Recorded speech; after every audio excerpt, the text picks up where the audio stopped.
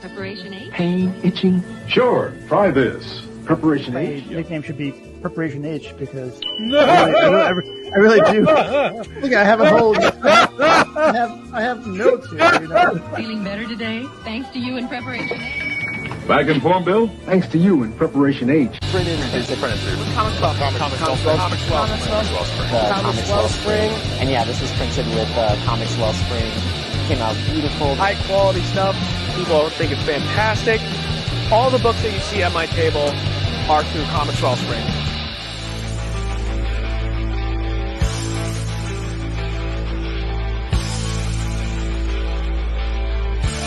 Good night for a title change.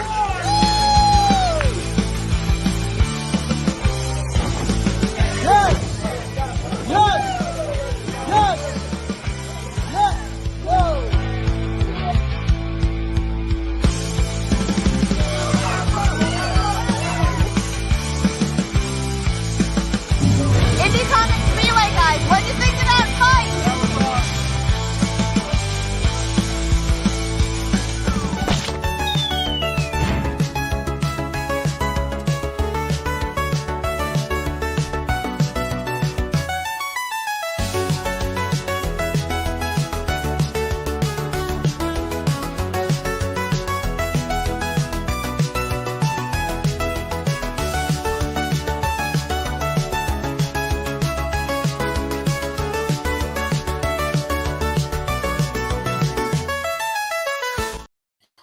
Hey, everybody. Welcome to another episode of Indie Comics Relay. I'm your host, Keith Gleason, creator of the Mighty Mascots and promoter for the Plastic City Comic Con. And Johnny is not with us, so I'm with my trusty sidekick here, Harry G, graphic artist extraordinaire. What's going on? Johnny may show up tonight, but we don't know. We have not heard from Johnny since I have a feeling he might drop in. I hope so. Be nice to see him and just get a quick report about New York Comic Con. Although my boss from the comic store was at New York Comic Con this weekend, and he was supposed to be in work today. And of course, he got the New York Comic Con exclusive, which is COVID. So he's home. What's that? Didn't Johnny say he always gets it? He always says he gets it. Well, I got to tell you, like when me and Amy were there a couple of years ago, we left there. We were both sick. So, I mean, there's so many people. It's hard not to get out of there sick. So I actually, my little nephew caught it from school, like maybe a week and a half ago. Yeah, recently. And I was over the house the day that he got. My sister's a nurse, or a doctor now, and she tested him. It's like, oh, Harry, he's positive. I'm like, crap, I'm here right now. So I felt a little like, headachy and like oh no. I got like so I came if I had it at all, it was a very, very mild version of it, but I'm fine now, okay. So good. We're good. Yeah, isn't it funny how like you hear that and all of a sudden you're instantly sick? Yeah, yeah, that's exactly what I thought it was. Maybe it was like psychosomatic or whatever that is, like somatic or whatever. But it didn't last. Yeah, it didn't last very long. Like, and she's like, "Well, Harry, why are you still like?" After she tested him, she's like, "Harry, he became positive immediately. Like, it's like, why are you still here?" I'm like, "Does it matter if I leave or stay now? I mean, I'm already like I'm here, like, right?" Yeah, it doesn't really matter, Yeah. So we may or may not see Johnny tonight. I hope he pops in. I'd love to hear like a quick report about how it went for them in New York Comic Con. I know one of the guests saw him down there, so we have evidence that he was there. Yeah, he was there. So we'll have to see how, if he has any reports about Johnny and George, how they did at the small press booth. And but how about your weekend? You're at the Geek Boutique. Did you have a thing going on? Like I was at So comic stores try to do like, you've heard of Free Comic Book Day, right? Yeah, right. Yeah. So they try to create these events throughout the year that help retailers that in stores either take advantage of them or they don't.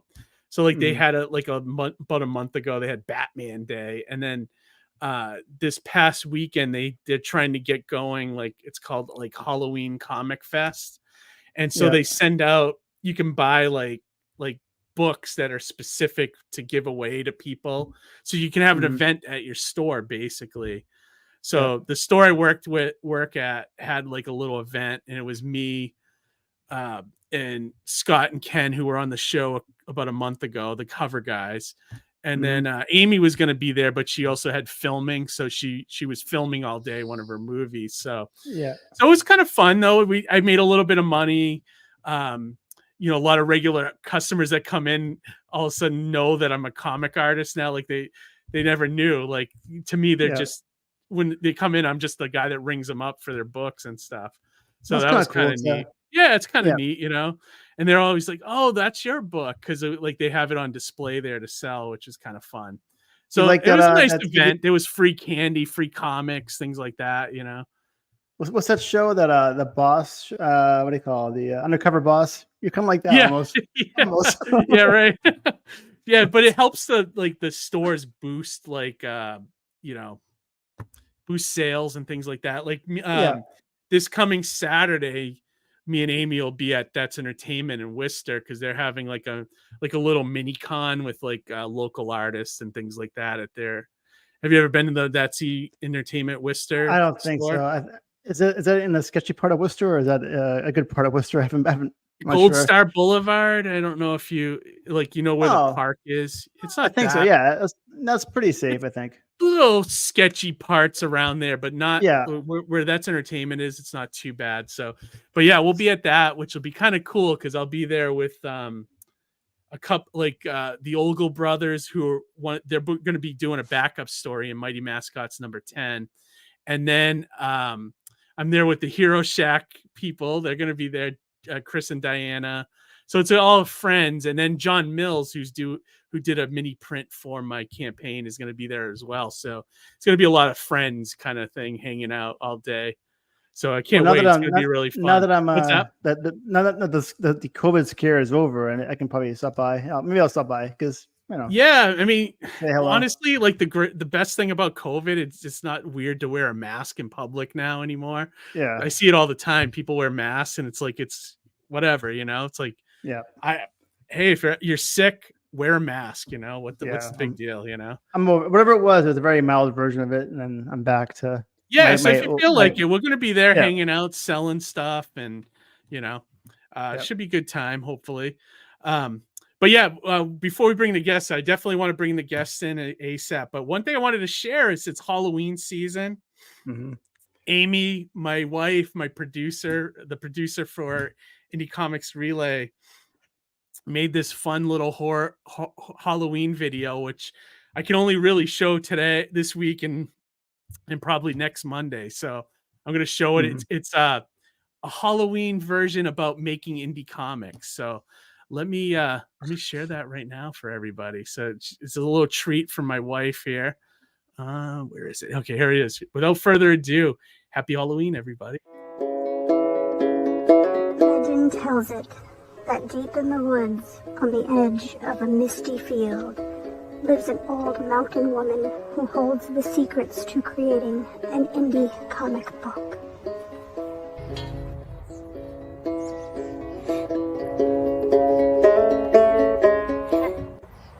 Hello there, traveler. I don't mind you interrupting my supper. You ain't the first and you won't be the last.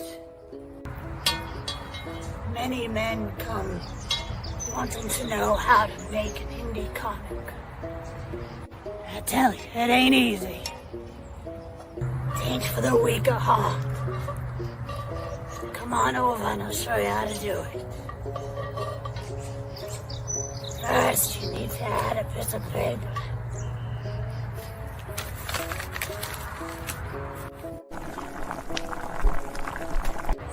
Then,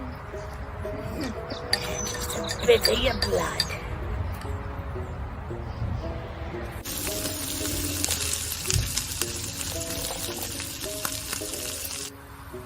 Now, the most important part. Just a bit of your soul.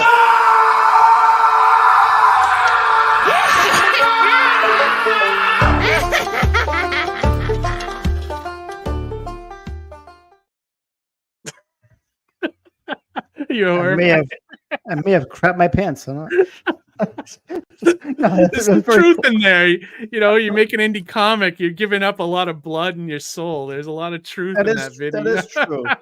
That is true. But I rare love that from 1863. Yeah.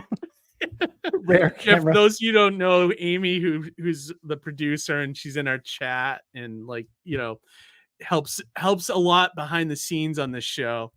The last few months, she's been doing a lot of extra work with, you know, local productions, and then some big ones like Walking Dead and Gilded Age most recently. So she's on like some of these bigger shows as an extra, which is very fun. But she's gotten into the whole movie making thing, and like she made that video, which all by herself. Like I didn't even help with the camera, nothing. She did that with a tripod and, you know, her own acting and everything. Yeah, that was great. really cool. Came out really good. Really cool. She's on Walking Dead, Dead City, by the way, as an extra. So not the other one, which I was watching this past week, and it was the Daryl's one, the Daryl one. That's supposed to be really yeah. I gave up on that show so long ago that I don't even know how many spin-offs and whatever. This is like the third spin-off, I think. Or anyway, so the last episode was actually pretty good, like episode 6 or 7. I forget which one we're on now. But it's actually pretty good. But the one thing that made me angry was that like Carol finally, spoiler alert. Oh, sorry. Yeah. So let's just say that Daryl needed a car, and you know, Carol's also in it. But anyway, they found like an old like you know, house like in France, you know, like a little French little house, whatever. And there's like an old couple living there. And it's like, hey, do you have any cars here? It's like, sure. There's one out back. It's like several out back actually. So Daryl finds one that was good enough, you know, and he's like working on it. Then they got a battery for it. They're working on it. But then the bad guys find them, and they show up in their Jeeps, their off-terrain vehicles and everything. Of course, Daryl kills all of them, and they drive away in this jalopy car they just fixed. Like, take one of the Jeeps, you know. I don't know why they didn't take the Jeep. Like, it makes me so angry. Like all these like. Well, you know, in those movies, or in those shows, if they did the right thing, there would never be a zombie attack. They're not. I guess so. You know, so. Right. It's the only way those movies and those TV shows work. But anyways, I digress. Yeah. Right. Let me zip through the comments real quick in the chat, Harry, and then we'll bring in tonight's guest, and we'll get going. So we got Dr. Mask with us. Hail Indie Comics Relay. Dr. Mask, always great to see you, buddy. As always, we got Ara in the house with us. Hi, all. He says. Let's see. We got more. Dr. Mass said you couldn't pay me to go to New York Comic Con. We used to call it the fanboy flu. Yeah, absolutely. Amy said fanboy flu is perfect. I think with the sheer number of people at New York Comic Con, it's hard not to catch some airborne virus. That is a fact. And I know they were sold out on Saturday, so that place must have been packed. What else we got here? Amy said, Beth said Harry sounds like a hypochondriac. Keith is what is that? I don't even know that word. I'm not even going to attempt it. It's a family show, Amy. I don't think we can say that word. Hey, Chris is in the chat. Chris from Hero Shack. Hey, I'm not Chris, even going to. Is it Tim Olevic, I think is how you say the last name. You're going to be there too, Keith? Awesome. Yeah, Chris. I was added last minute, literally like a week ago. So I can't wait. It's going to be like, the Athol Comic Fest all over again.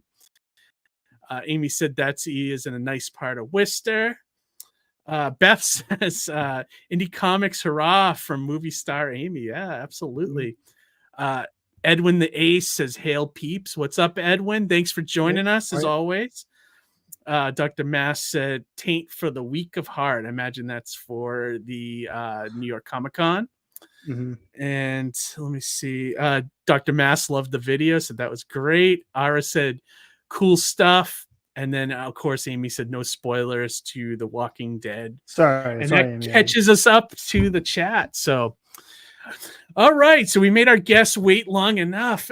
Both these guys are awesome. They've been on the show a handful of times, both of them, although we haven't seen Jason in a long time. So we have tonight's guests are Tony James from Star Noir and Jason Lenox from Lord of the Cosmos. So these two guys are great, a lot of fun. So without further ado, let's bring both of these guys in tonight. We'll start with the first one I see in the chat here is Tony James. Welcome to the show, Tony. I think it's pronounced Anazanoja. Oh, thank you, man. Yeah. I just didn't want to look like an idiot trying to pronounce it like, live on the stream, and it's like, mush mouth here, So that's great. Thank you. No problem. Never heard that word actually. So yeah, I've heard a lot of words. That one I have not. So yeah, they stumped me a little bit with that. And then our second guest, Jason Lenox. Hey, Jason. Hey, good to see you, man. What's going on, fellas? Hey, not much, man. Congrats to both of you guys. I as I was pulling up the campaign pages tonight, saw that you guys both hit your goals. So that is awesome. Thumbs up. Like I'm hearing, through the grapevine that a lot of people are actually struggling this month just to hit their campaigns, and of course October, November are like the most crowded spots for campaigns and stuff. So congrats to both of you guys on that. So both of you guys have not been here for quite a while. I think Jason longer than Tony, but what's up, guys? What have you been up to since the last time you've been on the show? Whoever wants to grab that first and run. Well, I just got back from New York Comic-Con. Yes. Did you saw our missing co-host? Johnny I went out with Johnny a couple of nights. Nice. That was fun. It was very, very busy. I did not catch anything. I mean, we'll see. Oh, good. But, That's good. There's still time. Wait, let me knock on wood over here real quick. Yeah. There we go. I think there's a 3-day window. Yeah. But so far feeling pretty good. It was great. It was great show. I mean, it's New York City Comic Con. It's a lot of high energy. What was the big news of this New York Comic Con? Anything big announced? I think the James Gunn is doing that. I forget what it's not a Suicide Squad, but there's like there's a bunch of monsters in an animated show that they're doing for HBO Max. Yeah, it's Creature Commando. Yeah, so there was like a trailer for that going around. Yeah, I think that was kind of one of the big ones. The big comic things I heard from DC, which was kind of cool, is that Vertigo is back. Oh yeah, Vertigo. Yeah, but that's pretty cool. But not till 2025. Yeah, I figured it was going to be like because they had a limited James Tynion book there or something with the Vertigo label that they just slapped on it. Yeah, which I don't know if that's going to be a big deal to anybody or not. But like, I thought that was cool. They should have never gotten rid of Vertigo to begin with, anyways. I mean, it's a perfect. It just shows you that indie comics are killing it. No, I know you're not talking about the Cary Grant movie. I am not. What is Vertigo again? Remind me. Because Harry's not a comic guy, so he doesn't know this stuff. But like, I think it was James Stewart. I think. Anyway, I'm sorry. Yeah, James Stewart. Hitchcock. Right. So DC has, there's DC Comics, but under the DC Comics banner, they have different imprints. Some for like young readers and things like that. So Vertigo was an imprint that they created so that, say you as an independent creator wanted to bring like your own project to DC and still retain the rights to it, you would do it under Vertigo. So they would do all their edgy stuff, all their creator-owned stuff that doesn't quite fit into the normal Superman Batman universe. Yeah, and cool. That's what Vertigo was. And they got rid of it like 5 years ago because none of the books were selling and it was kind of tanking. But now they brought it back. So that tells me that there's much more of a need for indie comics and indie creators bringing stuff to DC. So that's cool. I think that's good news for all of us, So I think it's great. But yeah, I haven't paid much attention to the New York Comic Con news. If it doesn't show up on my YouTube feed, I don't normally know what's going on. I did hear a rumor. Someone from the show last week was saying that Jim Lee and Jeff Loeb were supposed to do another Batman series or something. I don't know they're coming out of flesh that out. Coming out of retirement to make another book. Yeah. I said how soon until Jim Lee is laid on that book. Yeah. We'll see. But how about you, Jason? It's been like at least a year or more since we've heard from you. What's going on, man? just making comics pretty much when I'm not at work or being dad. So, yeah, no, I got Lords of the Cosmos 5 all done. It's ready to go to print. That's awesome. Now, if I remember right, you were doing, was that going to be a 6-issue mini? I think it'll go to 10 by the time It'll it's go all 10. done. Okay, Kinda, perfect. kinda Yeah, you got halfway. what, 5 out now? That's great. Yeah, it'd probably take You're another halfway 30 there. years to finish, at this rate. Well, No, but maybe that's sooner. Maybe sooner. I'm about to hit hopefully issues on Mighty Mascots, and it's only hopefully been sooner. 5 years. So hopefully Yeah. you can, hit it sooner than that. But that's No, great. but, I wrapped up the Satanic Coloring book back in 2021, and then I've been grinding the last away. time we saw you on the show Yeah. it's been 2. So, and are you still doing projects like that too, or is it just you just focused on the Lords of the No, Cosmos? I only have enough Jason to do really one thing at a time. So it was like I got that. Thank you. I got that all done, and then I moved back to my comic book. So it's just focusing on that just to get issues completed. That's it. Yeah, it's awesome. Well, you're at the point now where you could do a trade for the first 5, and then maybe a trade for the next 5 or something. Yeah, or are you I've going had to do a lot one of big people- book? I've had a lot of people mention that. I just haven't had the time or energy to really explore that. Just at some point, it's just I have to focus now on printing these books and fulfillment, and it takes a lot of energy and time. So, Oh, absolutely, dude. So- I hear you, man. I know firsthand how long it takes to put one of these campaigns together. So that, and then doing the actual work and making the book is a whole other thing. Yeah. That's easier in some respects, if you ask me. But no, and I think a lot of Kickstarters have gotten a bad rap because they'll fund, and then the books aren't coming out, and it's excuses, and it's delays, and it's lateness, and then I see you started another project, and I think a lot of that. I think a lot of that just kind of adds to a negativity around these projects, and I've really tried to tighten my game up for managing these things. Where, in the past when I would do these comics, I would have the books like halfway done, and then I'd do the campaign and then finish it up. And I actually had some one fan in particular. I don't even know if I want to call him a fan after the snarky comment he sent me. He said that he didn't know if he wanted to support me because he felt it took me too long between issues.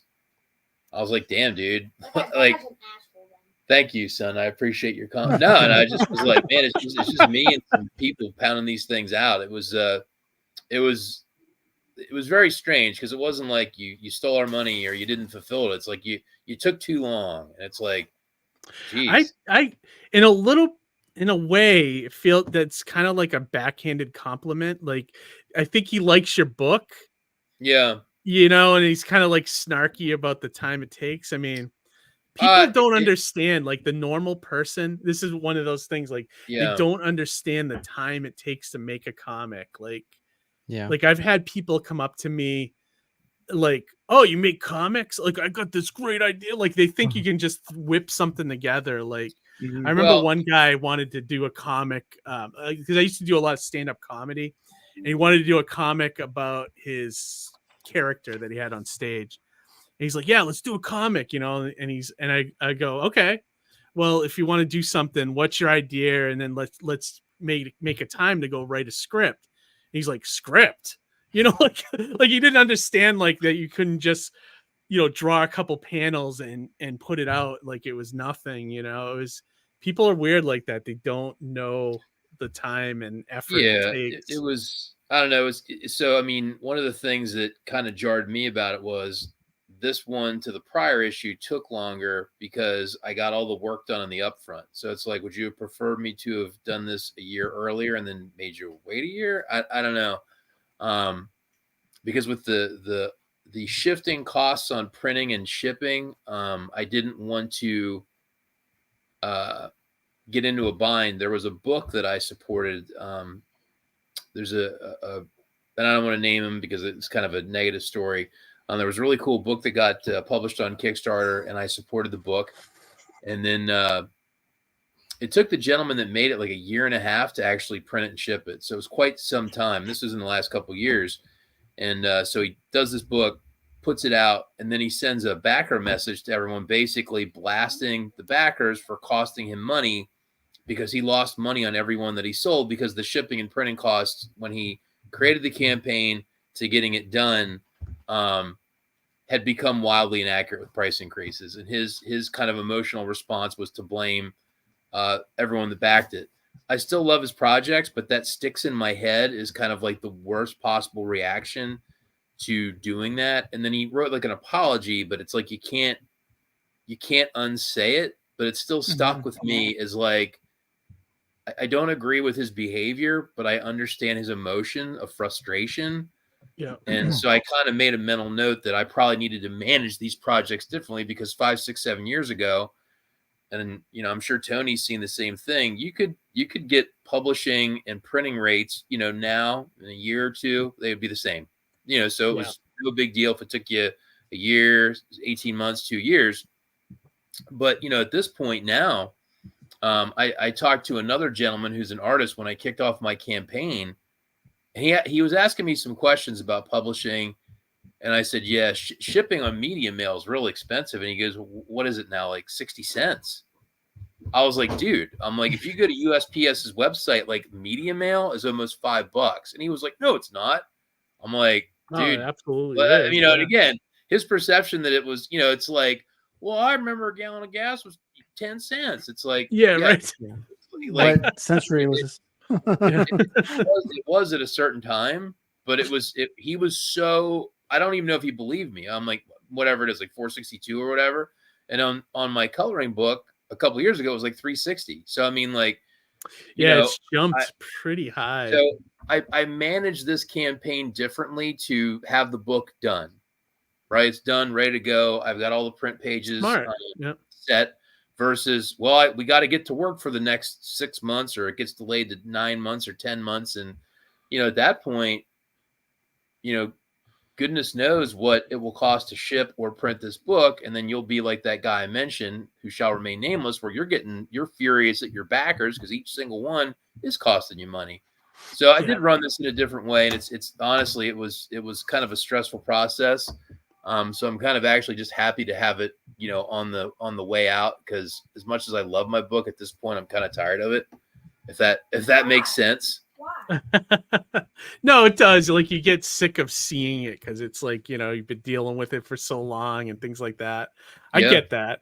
And then Tony, but you do it like you don't complete the book beforehand, right? You use the money to fund the next book. We put up a bit of money to do some of the interiors, just to give them a good sense of like what the next book's going to look like. And then as soon as we have like a good sense of what the day one Kickstarter numbers are, then it's like a green light. Oh, we're definitely going to make our goal. So let's just go. Yeah. And I think you did the right thing where you had a few pages made, completed all the way through. Because that's one thing I've always heard about Kickstarters. You always want to show some complete pages and things like that. So just so people know that you're serious about it and that you're willing, you're going to make the book basically. Right. So that all helps. But the shipping cost is such a thing now with Kickstarters that you almost have to really plan on and especially the overseas stuff must be international. If media mail is $4.62. I can't even imagine what shipping to Australia is at this point. Well, here's the thing. Look, you can charge what it costs, right? So it's not hard to pull it. But to me, the issue isn't even charging correctly. It just gets to a point where it's like, let's say that you have it accurate, whatever. And you're like, we're going to add $40 for international shipping on some stuff, right? Yeah. Even if that is correct, then you start saying, well, who's going to pay, $70 for a single issue comic books? You know what I mean? Yeah. So my concern at this point isn't that you're going to lose money, because you can pretty easily get out and predict what the stuff will cost if you can ship it quickly. But the problem is like, it concerns me for the general state of this stuff. And it was a concern for me during this campaign, is at what point are we going to price this stuff out of affordability for most people with printing and shipping costs? And again, again, I can't speak for Tony, but I did kind of a re-review of the whole project 1 week out, like checking prices, like, okay, what is shipping now? What is printing now? And adjusting things like right before launch just to make sure that it was correct, or as correct as I could make it. But then, my concern has been like, what are we doing? At what point do these things become unaffordable for a lot of readers? Because we have to, I got to cover shipping, I got to cover printing, and like the stuff starts escalating in price to the point where I think we are starting to push people away, unfortunately. So is this because of inflation, or is that what it is? Inflation or cost of paper? I think there's a lot of things. Yeah, I think definitely inflation, but also like I don't mainstream comics now are $5. You can't. There's a handful that are maybe $3.99 now, and that's Harry, being generous. It's two ends. So one, we have to charge more for these comics, but then on the other hand, if people are getting hit with rent, insurance, healthcare, whatever, yeah, absolutely, everything else is elevated. Yeah. So the first thing to go, obviously, is your entertainment. Sure. There's no money to be made with like PDF versions, right, or digital versions of your books, or anything like that. I mean, PDFs are great because there's no shipping and there's no right. That's what I'm saying. Is there still money to be made with PDFs? Is that there is, but it's lower. Like I don't on my campaigns, digital does maybe 1/10 of everything else. Yeah. Is that the same with you guys? I mean, I do pretty well with the digital. I mean, it really helps for the international crowd that who can't afford the shipping because that it at a certain point it costs what it costs. You can try to find the most attractive price point possible, but there is a hard deck at a certain point. But yeah, I think the digital really helps with international people who still want to get into the story. Yeah, I agree. I did a roundup over the weekend looking at the reward tiers, and I think I had more PDFs as a percentage. I think it was like 40% of the people were getting PDFs. Yeah, I'd never seen it that high. And again, they're probably looking for I think that people were looking for savings. I can get this for less. And maybe the shipping costs and stuff turned them off, so they went to PDF. So I'm never going to complain about PDFs because you can just press a button and fulfill it. You're done. Yeah, and there's no shipping, there's no printing, and the PDFs are all ready to go. So yeah, no, I agree with you on that. I think it's like I always include it now because it's and maybe I'll see a bump because it's been like a year since I did a campaign. So we'll see what happens. It's October, see what people buy and stuff. But yeah, no, that's interesting. We had some good comments about Kickstarter here from the audience here. Ryan Santos. Hey, Ryan, good to see you, buddy. Says, love the topic. I'm Kickstarter shy. Yep. I mean, I don't blame you, dude. I don't blame you. Yeah, I feel like having a project done or almost done before launch of a crowdfunder is the optimal way to do it. I like that. I agree. He's also said I spent $25 on shipping from the UK on one book. That's actually cheap. Actually, if I think about it, maybe it's cheaper to ship from there to us, And then Amy said, "Wow, that's a lot in shipping, but it makes sense with energy costs, etc." Yeah, I mean, it is what it is. Maybe we'll see something change with the election. I don't know, but I know that's why the convention scene this year, that's what everyone says. When it's an election year, I always do bad, but I feel like I've been doing bad at conventions for the last 2 years now at this point, except for if it's smaller ones. Smaller ones I've been doing great. So bigger ones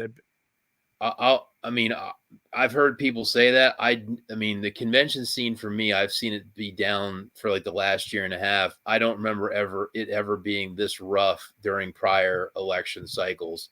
So, I mean, to me, I've been in sales my adult life, and this always comes up. Well, it's an election year, but I've never seen this much of an issue with what we do in the comic book, small artist space. It's never been this much of an impact in prior election years. This year seems outsized, and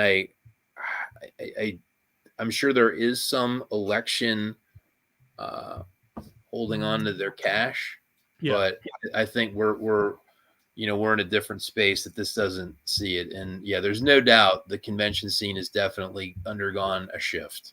And I think absolutely a shift for making it less feasible for smaller artists and creators to participate in it at a level that's profitable. That's why I'm finding the smaller shows I've been doing really good at, because less for people to see, less for people to spend money on, and lower costs, lower the cost to either shows are either free or very low entrance fee, like $5 or $10. And those shows I do really well at. But the bigger ones, I've seen a lot of decrease this past year and the year before. Whereas we used to, like you said, clean up, but now it's like you barely make your table back. And in some instances lose money on the convention. The two major ones I did this year were horrible. And then like all my small ones have been great. Small ones, and then I'm finding success in like street festival stuff, like not like farmers markets, but more like an outdoor craft art fair kind of thing. Those shows I've been doing great at because there's no comics there and no competition for me. All you need is your own tent and your own table and you're ready to go. So those ones I've been doing really well at. So I have a question. Just thinking outside the box kind of thing. What's that, Jason? Tony, so you were at New York Comic Con. Were you there exhibiting and selling, or were you just there as an attendee? I was an attendee. It's, okay, pretty expensive for me to table at the moment. What was your take on it? Did you feel, had you been there in the past, or was this your first time there? No, actually, I've been going for every year for the better part of the last decade. Okay, so you're an informed. Like, did you feel this year was different, the same? Like, what was your take on it? It was a little more the same as last year. I think the reason that the smaller conventions are probably better is because you get a lot of the big business, a lot of the celebrity out of it. And it really is more focused on the comics less and the to creators. see too. Like if you think about New York Comic Con, you just walk down one of the aisles. There's shit everywhere. Yeah. Like your eye is drawn to like sensory and the overload. only reason you do good at those shows though is the sheer amount of people. Like New York Comic Con and San Diego, you do well because of the mass. People, there's so many people that someone sees you, and but it's also easier. Do well. It's also easier to be lost in the noise though. That's the thing, yeah. That's why I think small shows like they see you because there's less to see, and they're focused on the tables in front of them and not looking everywhere. That's why I looking think at whatever video shows, game display is going, or you know.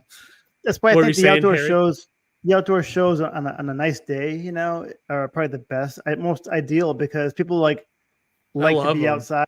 Like to be outside, like to walk around, and they'll go by your table because they're like, oh, we haven't been on here yet.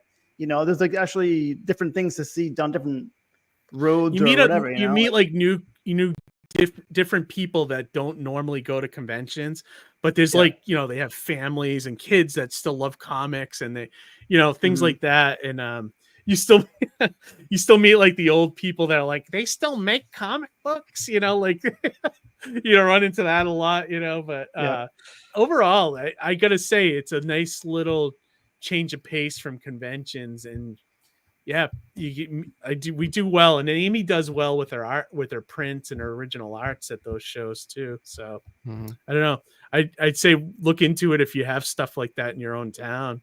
It's definitely worth checking out. Let's see, we got more comments here. Dr. Mass said, usually I go to Terrificon for the weekend, but I couldn't justify $400 to $500 for a room. That's another thing that's going on that I don't like. These bigger shows, all the hotels around them know when there's a Comic-Con, and of course that the hotel room goes up by 200%, price wise. All that stuff is just killing these shows. Like, wasn't there something with San Diego where they were threatening to leave the town because they're skyrocketing all the hotel rooms and things like that? I thought I read something about that, but it's crazy, dude, crazy. But so you guys both got sci-fi projects, so why don't we Harry, did you have any questions for their campaign specifically, or them as a creator? I have, yeah. Me as we go along, I have like there's like scatter like chicken scratch everywhere here on my pages here. So we can I like your chicken scratch. Yeah. Well, nothing. Well, let's like I just want to say something about what Jason's what he was saying earlier about that guy that was waiting for the comic. I understand your frustration or your how you feel, because I saw you on a earlier podcast with Barney, I believe, the story comics. You're talking about how you don't like quitters. You know what I mean? You don't like people that quit or don't draw as much or give up on the artwork and stuff like that. And I can relate to that because I'm also an artist myself. I'm an illustrator. I have some things to show later tonight, in our selfless promotion. Nice. But that's probably part of the reason why you're frustrated, because you want to fulfill your books, but people don't understand how it works. Like I have customers who want certain things, and they're like, oh yeah, take this all this information here and put it in one business card and do it by tomorrow. I'm like, it's not easy to it's like a puzzle. You got to figure it out. There's like many things that go into creating a logo or creating a t-shirt design or something, that takes a lot of thought. You can't just whip it up, and I ask people a million questions like, okay, so what colors you want? What's the shirt for? Or what's the logo for? Or what does your company do? It's like, you ask a lot of questions. Like, well, yeah, I want to get it done right the first time. I don't want to, do all this work for nothing. And then it's not as easy as people think, like you were saying. Yeah. Yeah. I mean, I think one of the things that is the most frustrating for most people that are making their own comic books, and it's most visibly illustrated at comic book shows, and it's been this way since I've been doing this, is you could put a tremendous amount of effort into a book and the writing and the character development, the world building and the story and all the problems and work that goes into building a book. It's very difficult to create a finished project. And then, you'll see people that are using Photoshop to put layers over famous packages or comic book covers and then selling them as prints where it's like, here's a famous image, but we've taken all the detail out. It's just basically a Photoshop filter. And there's mobs of people just, oh my God, like I know that. And, there was a video years ago of a classically trained high-end professional violin player in a subway wearing like rags, and they were playing their violin.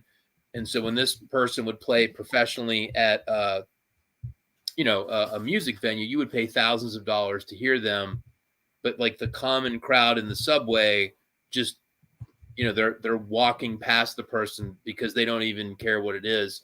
And and again, if you make comics, it is what it is. But there's that level of what would this, why aren't I making just like the lowest lowbrow stuff?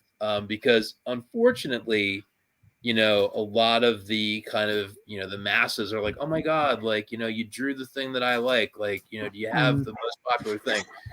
And, you kind of, you got to really care to make comics, and there's a million reasons to quit. And I think, like you heard me say that, it's true, because people quit. Like they're like, I can't do this anymore. It's completely unrewarding. It's hard. And there's a lot of struggle. So anyone that knocks out their own book, I have a lot of respect for, just because I know how hard it is. And other people can be harder or slightly less hard, depending on their ability and their talents and their team, because it's always a team really that has to really bring a book to life. Most people aren't good enough to do it all themselves, and if they are, like a further tip of the cap. But yeah, it's tough. It's really tough. So guys, I got breaking guest info. We have a sighting here, and here he is. There he is. What's going on? No, that voice is wrecked. No. Guess what I brought home from Comic-Con? I think I know what C stands for. Yeah, no, but here's the thing. COVID. But wait a minute. I tested negative. Oh my God. So what the hell? You know what I mean? This feels like the So wait, first what do you time. have? A flu? I don't fucking know. I got something, dude. It's killing me. It might just be concrete, I guess, but this feels a lot like COVID 2021. But that's what we like, Johnny. No quitting. Like we're just No talking about. We're not allowed to days quit, off. Johnny. No quitters. You got the I exclusive literally variant. I woke up like 15 minutes ago. I was like, oh shit, the show's going on. No coffee for quitters, Johnny. Yeah. Oh, man. dude, Johnny, you're not the only one. I was telling these guys earlier. My boss, Tim, he was down there for the retailer summit and all that stuff. He's at home today with COVID. I think I saw Tim from a distance briefly as I was walking by. Like that show was so packed. It was crazy. Artist Alley alone, you know when you go to a rock concert and you can feel like the musk of everybody? Yes. That's what Artist Alley felt like on Friday. Yeah. You know? Wow. So was it packed all 4 days? No, Thursday was very light, and Thursday was actually a pretty good day business wise. Okay. Weirdly, Friday was just dead. Nobody was buying anything. Okay. Saturday, George and I hoped for an uptick. Yeah. And there was a lot of people, but not a lot of spending. Okay. And then suddenly on Sunday, it was like a busy ass day and everybody was buying everything. So I did like 3/4 of my business on Sunday alone. Wow, really? Yeah, yeah. And I was down significantly from last year, and San Diego was down from last year, and it's just Yeah, we were talking about that earlier about how cons are just like the bigger ones have been terrible. Like the smaller ones have been great for me, but the bigger ones have been it's I don't know. It's tough. I think it's just everybody's like, oh, election year, and yeah, I think there's a little bit of that, but I just think it's a different. So for example, I think one of the things that helped make Sunday a good day is that it was the only day that kids were half off. So I think a lot of people waited and went on Sunday and brought the kids. You know what I mean? looking for those deals or those family packages. It's just, I mean, so that was the other thing too, is like, it was hard to make a sale without a haggle or like a discount or a tchotchke or something, like George at the booth has like the spinning wheel, right, with the prizes. So people obviously get attracted to that noise if they go, I can win something. So George has a very nice layout based upon things that they can get that are pretty much, inexpensive, but brings them to the booth and engages them to look at the books and buy things. So more often than not, like I had to, either drop a little discount on the book, or I had to say, oh, here, well, it comes with a free pen, or it comes with a sticker, or it comes with this, or it comes with that, to kind of keep people engaged. Yeah, I mean, so when looking people, for value more than like a little bit, it seemed like there was a little bit of value. But one of the other things that I saw happening a lot, which I really loved, is that instead of having to like really put a book in somebody's hand, people would just pick up Surrounded by Death and look at it. And then I would just say, oh, hey, this is this, so it's not like they weren't interested. I think it's just like there's a real pinch on everybody's wallets right now. Yeah. With inflation and other things going on with the economy. So I think it reflects in the Comic-Con scene.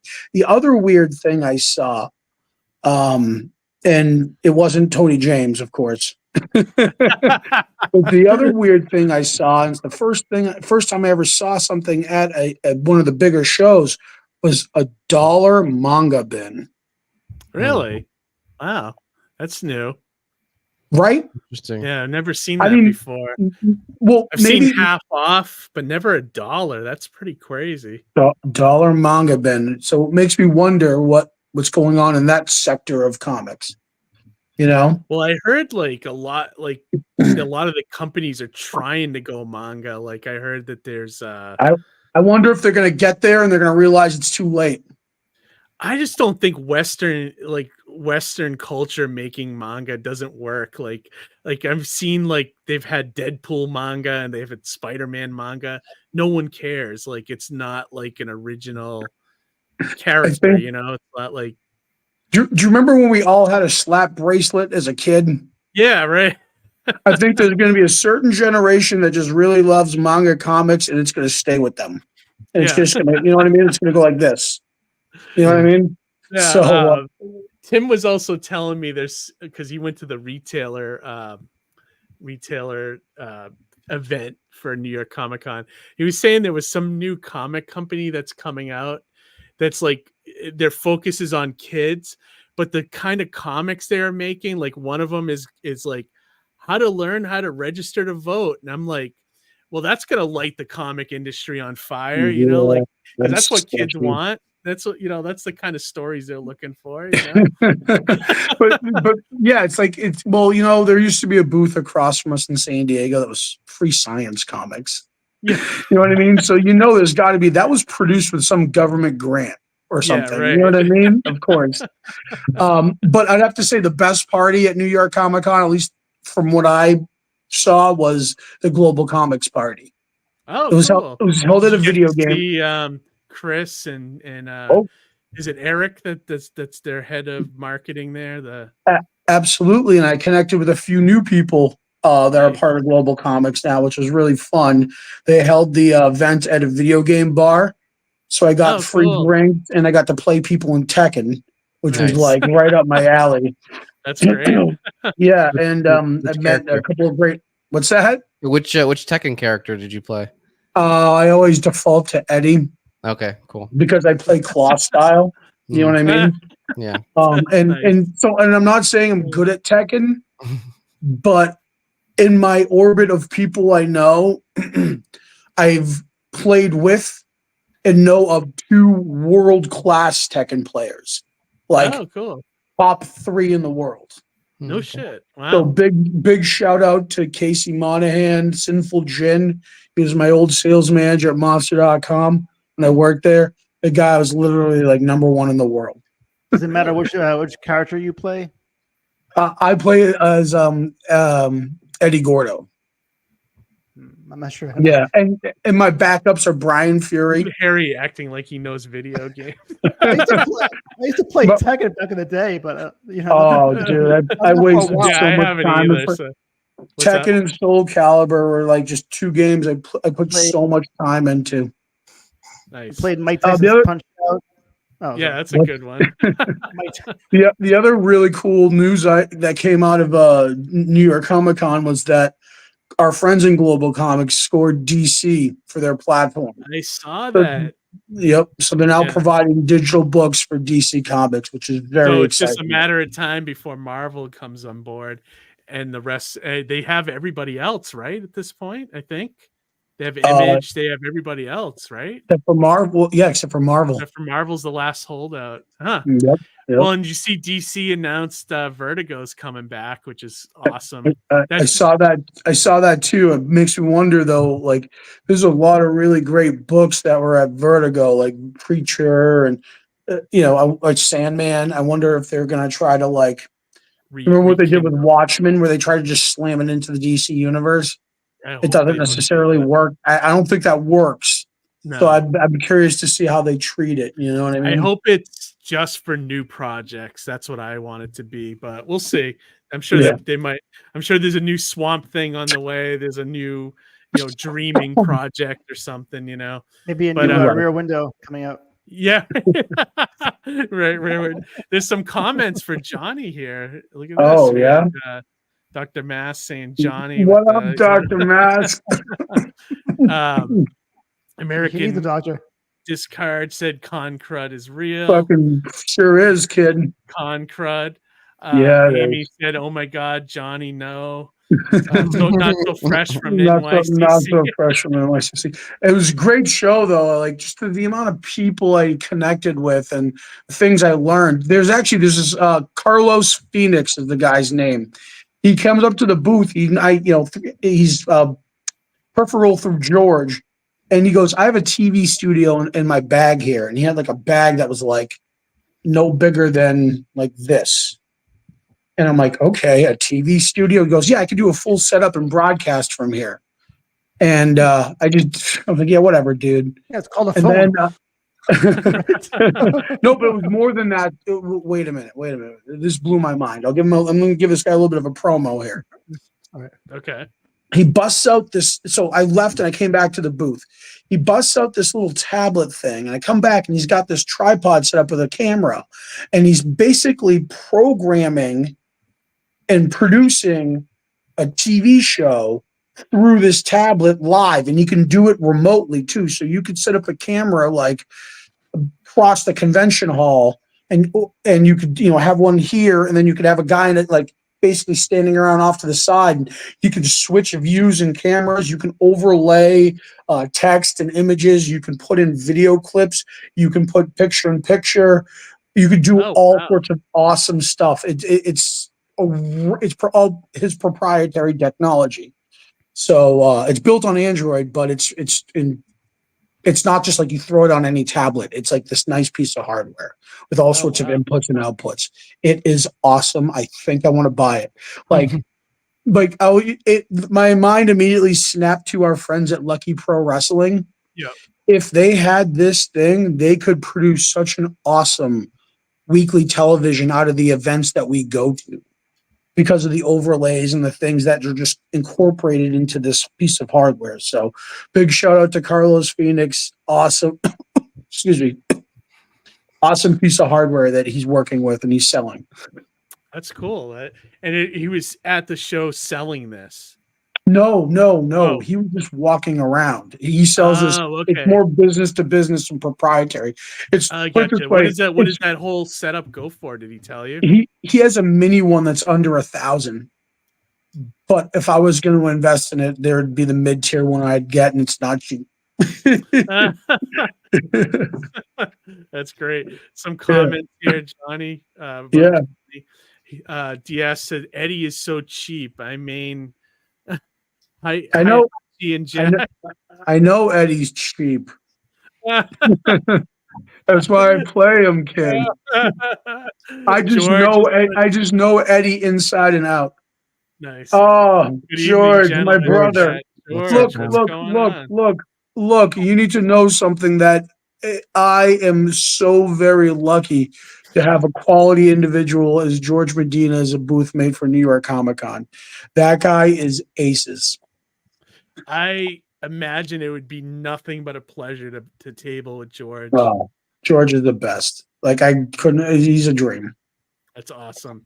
Yeah, and he's got. I'm glad. So, did you guys do well enough and make enough connections that it was worth going to the show? Oh, for me personally, absolutely. Like, nice. That's one of those things that. It's one of those things that if. Thanks, George. Appreciate you, man. You're the best. I hope you're not sick, dude, because I am. Yeah, I know. Yeah. Maybe he got the exclusive too. I hope not. I'm fingers crossed. You're knocking on wood for you, George. And I apologize to our guests tonight. I'm sorry I crashed the party here. No, it's okay, John. It's really great to see you, Jason and Tony. I apologize for crashing. I just wanted to pop in at least because I'm not going to stay right now, of course, George. Yeah. Ryan says, "Get well soon, Johnny. Where would I get my coffee?" Well, there's going to be big look. 2025 is going to look like a pretty big year for production stuff. So possibly new coffee vendor. You're doing a campaign too, right? That you're thinking about. No, I'm thinking about doing 3 campaigns now. Nice. Johnny, yeah, I got an idea I'm for actually thinking of upping my game this coming year too with a couple. Yeah. So I got a fantastic coffee idea. So if you're interested, we can like talk business. Well, no, I guess I might as well just say it right now. There's going to be new Sartana before the end of the year, new artwork, stuff that I can share. Oh, wow. And very cool. It's written by my good friend Jeff Ryder.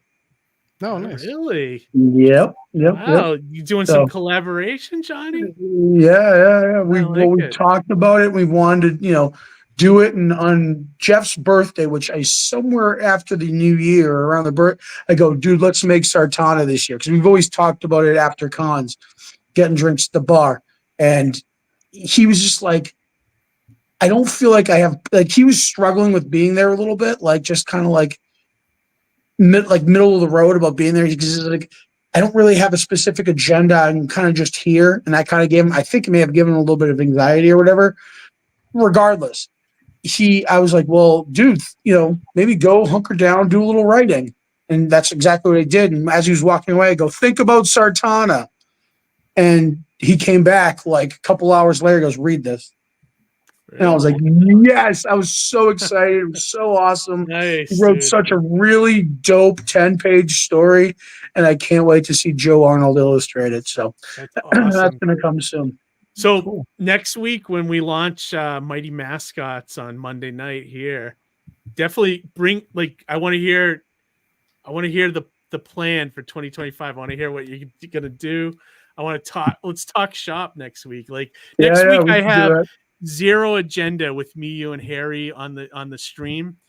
I say, like, we talk about the crowdfunding, and then I want to let people in on the show to like promote stuff, but I don't see where I could probably put the link in the chat, but I don't know if people can actually cut and paste it and enter the show. I'll have to figure some workaround on that. I promised a lot of people a few minutes at New York, kid. So Okay. we might have a lot of people. Okay, so we might have to figure out how to get them the link. So we may have to we'll just send it to them. Right. So we might have to get their email, or I'll have to give Amy my email and let Amy monitor it. And if she gets an email, to email out the link or something.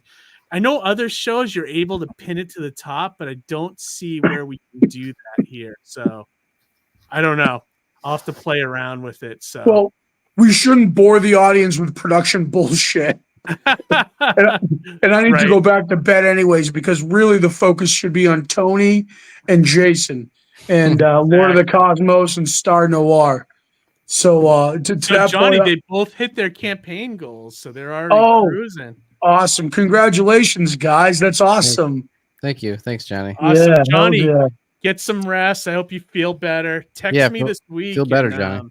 Thanks, man. Thanks, guys. Hopefully you're good enough for Monday. It'll be great to come on and I'm sure. I still plan on working tomorrow, so not remotely, but still plan on working tomorrow. So oh my god. I don't know. Hey, Johnny, I bet your office is thrilled to hear that. Yeah. Hey, Johnny, why did we fall? So we can get back up. Thank you, Thomas Wayne. All right, guys. Take care. Have a good night. Have a good show. Feel better. Peace out, guys. Thanks for stopping by. Peace, man. Somehow I knew he was sick. I didn't even, I haven't talked to him at all, but it's just the reality of New York Comic Con. But so now that we had that little side thing, let's look at both your campaigns. I'd love to have you guys talk about them, and then we'll take a look at both. Anyone want to volunteer to go first? I'll back clean up. You can have Jason wants to go. Jason go first. Jason up first. All right. I can. Yeah, I can do that. All right. Yeah. Hang on, Jay. Let me bring up the campaign here. All right. There we go. Lord of the Cosmos #5. Now, you've been on the show before. I know a ton of people have seen Lord of the Cosmos, but for those new with us that haven't seen you in a while, could you give us like an overall elevator pitch for the whole series? So it's a 1980s toy and cartoon themed science fiction fantasy story set on a post-apocalyptic world that is home to technology and magic and fantastic things, where a group of villains that has been terrorizing the world is trying to get the heroes that have fought them for forever to come out of their self-imposed exile for one last war to decide the fate of their planet. So the comic is following their final battle, because it's all going to end by the end of the story. And then each issue is like an anthology, like 2000 AD or Heavy Metal, all set in the same universe, but it goes, the side stories that are in each issue spotlight different characters, different origins that kind of bleed off the main story like a tree. So there's a lot of elements to things that I like in it. I love anthology comics. I love black and white comics. I love Heavy Metal magazine. I love my 80s toys and cartoons. So we try to take a lot of the things that myself and the other two creators liked from, some of those things that we all took inspiration and enjoyed as kids, and then put them together in a format that was unique enough that you got feels from things that you liked and recognized, but it's not derivative. So we want to capture the feels, but be original. I love that. And you envision this as a 10-issue series, you were saying earlier? Yeah, I think as we're kind of seeing it play out, I think that probably makes sense to run it through what we want to, what we would like to do. Nice. Yeah, it looks great, man. I think I remember talking to you in one of the past episodes that is like has a very He-Man vibe to it, Masters of the Universe vibe. Yeah. Yep. No, Yeah, and that was just Wallace. say, what's her name? That main bad girl there. Zemba. Yep. Is she like the evil Lynn of this? Is she like evil Actually Lynn? no? There's No. another. There's two main female villains, and Obsidia, who we learned a lot about in issue 2. She kind of fits more of the evil Lynn mold. Zemba is kind of her own unique character, but she is not our callback to evil Lynn. Ooh, you got the spicy cover. Yeah, how much money to get that blurry spot to go away? Sorry. I think the spicy one off the top of my head is, I think it's $40, right? Oh, all right. $40, and those black bars get removed there, Harry. Yep. Right. You got a lot of covers this time. Is this I know you've had variants before, but is this the most you've had on a campaign? I think it ballooned into the most for a lot of reasons. I don't know that I would ever do this many again, but yeah, this is probably the most we've had. Yeah, I tried a lot on a couple of campaigns back. I find that sweet spot for me is an A and then a B and C cover, and that's it. Like just 2 per campaign, and then the series cover, kind of thing. Yep. But yeah, the more you do, the more the printing balloons and everything else. So, but yeah, this looks great. Is this one of your most successful ones too? Like, is in terms of funding? This one did the most in terms of dollars, but I was very conscious. Jesus Christ, I can't speak. Of the amount of backers, and it was the second most backers, but I was a little shocked with the amount of effort that I put into this, that there was less backers than the prior issue. Prior Do you issue think it was the length of time between campaigns, or? Well, that very well could have been an issue, but from interacting one-on-one with a ton of backers, I think there was a lot of people that it's just, again, they just couldn't afford this kind of frivolity at this time. I dug pretty deep into this campaign. I did a comparison report of all the people from the prior book that had backed it, and then cross-referenced it to all the people that had come back for this one. And I fired out probably close to 175 individual messages to people like, hey, you backed the last book. Like, I'd love to have you back on this one. And, so this was definitely getting down in the weeds and getting my hands dirty. So, it definitely was successful, but I always look at 2 metrics, dollars and backers. So it was about a 4 or 5% improvement on the dollars, but there was like 24% less backers, which I was kind of concerned would happen. But since we have late pledges, you can still back it. So that's a little bit different. So who knows, what it'll pick up in the coming weeks and months, Yeah, that's great. I'm glad that Kickstarter finally added that feature. Because I felt like Indiegogo was the only one that had that for the longest time. Yeah. So I think that's great. Are you going to do that, Tony, when yours is over? Are you going to go into yeah. I'm still gonna also do the Second Chance Indiegogo next year, like I usually do for these books. Yeah, why not? If you're going to build an audience in both spaces, yeah, definitely. Dr. Mass said this book looks great. Thank you, Dr. Mask. I hope you're a late backer.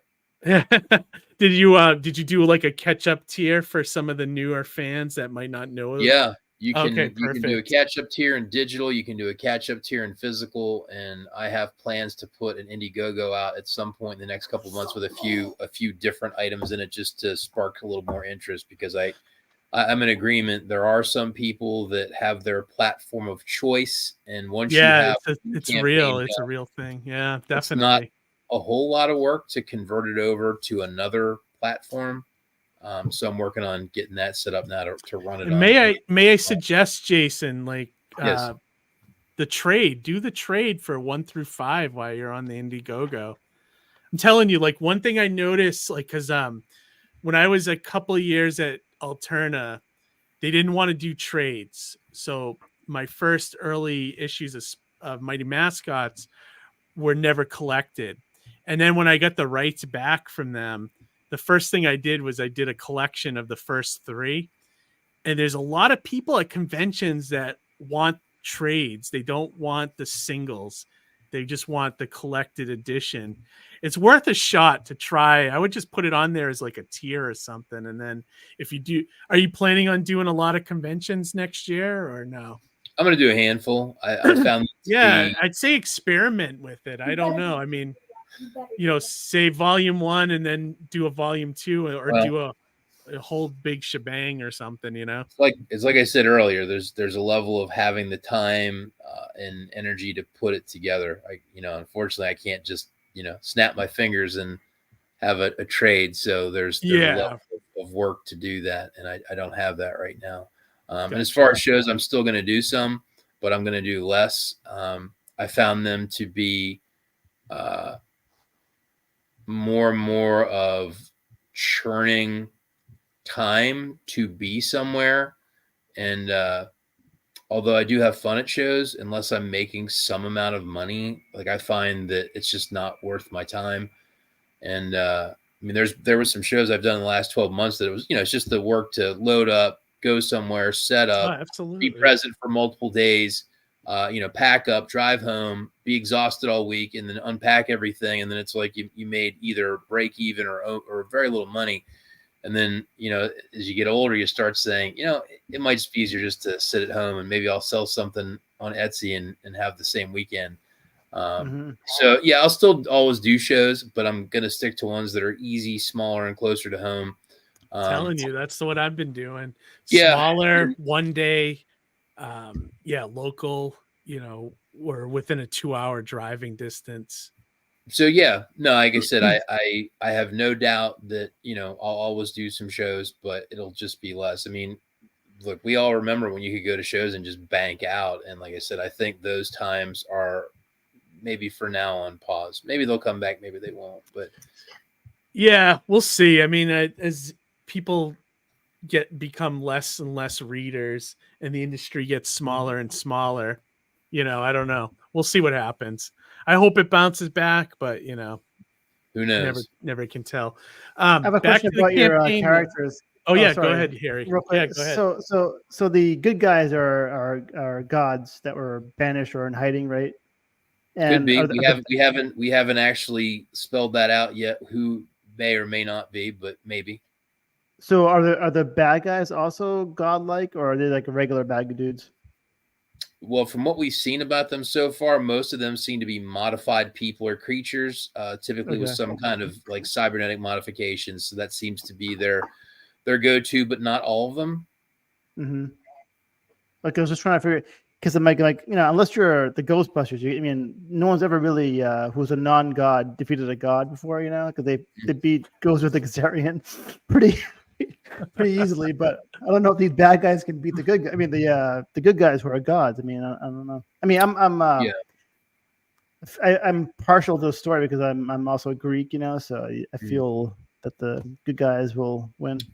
So there have been some references in the prior issues and this issue that there is heavy speculation that at least one of the heroes is a Greek god, but then someone is like, but are they a robot?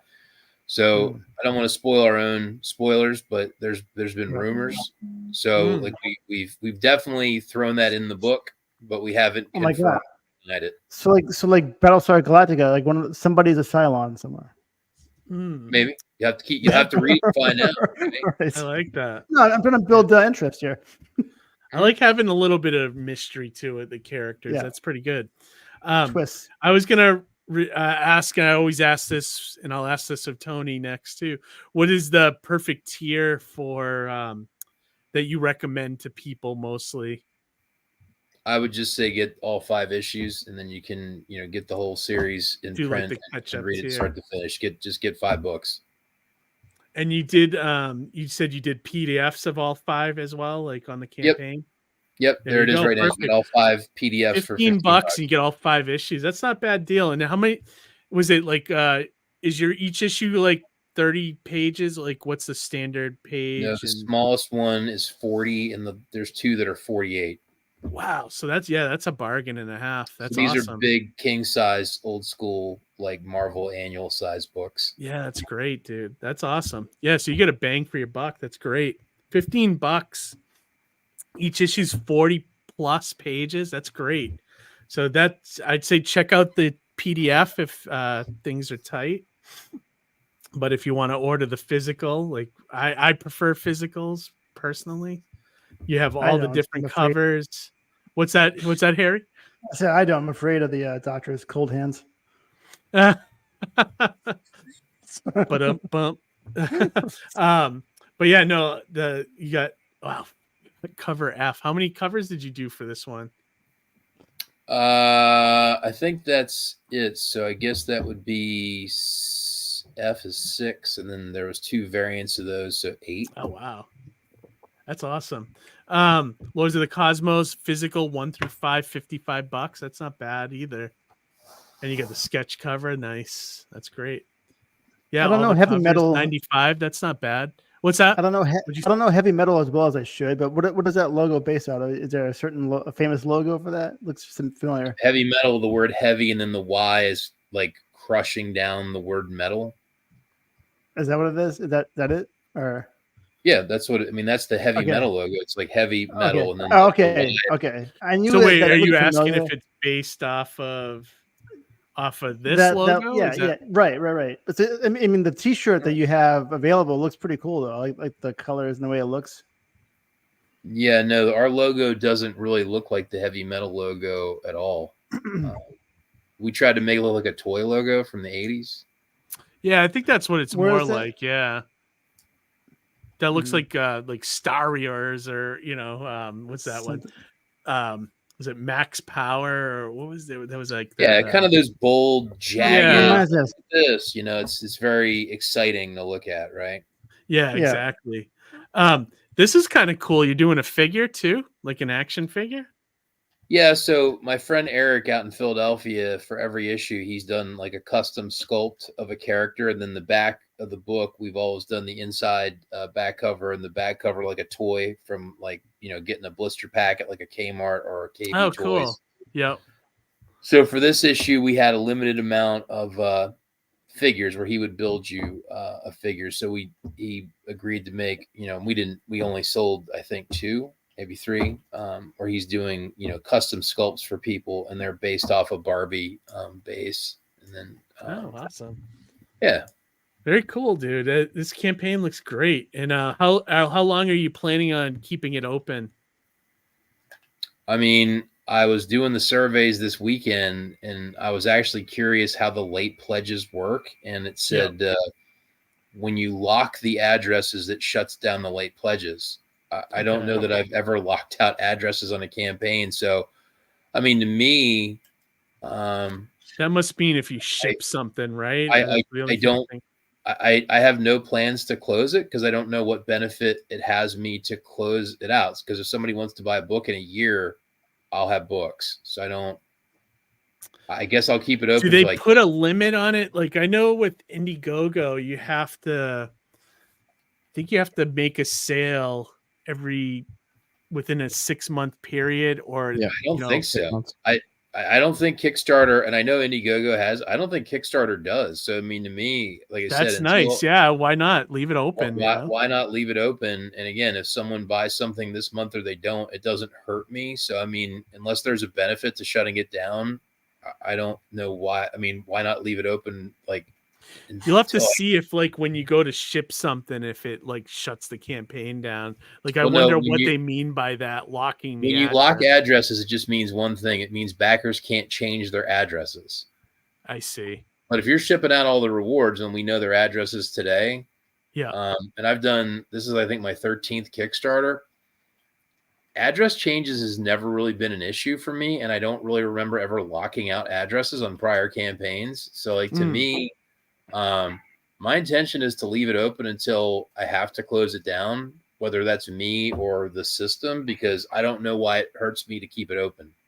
Yeah, I'd say I don't see a reason why you would close it either, especially if it acts as an online store in a lot of ways, you know. Because really at this point, that's how I view it now, is this is an online store for this project. And some of the stuff in this campaign, so we have mouse pads, and there's a lady out on the West Coast that's now my mouse pad maker, and she can make them on demand one at a time and ship them direct. So I mean, like, if somebody wants to buy a mouse pad in 3 years, and as long as she still exists, why wouldn't I just shoot her an order and have her ship it? Yeah.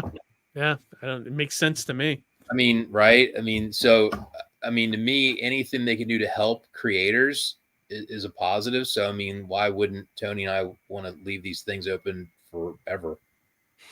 Yeah. Right? No, makes sense. Yeah. Awesome. So so check out Lords of the Cosmos, still open on Indiegogo.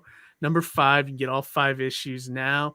Amy put the link in the chat if you guys want to check it out. If you're watching this tomorrow or later in the week, it's in the description of the video, so you can go and find this link really easy to check out.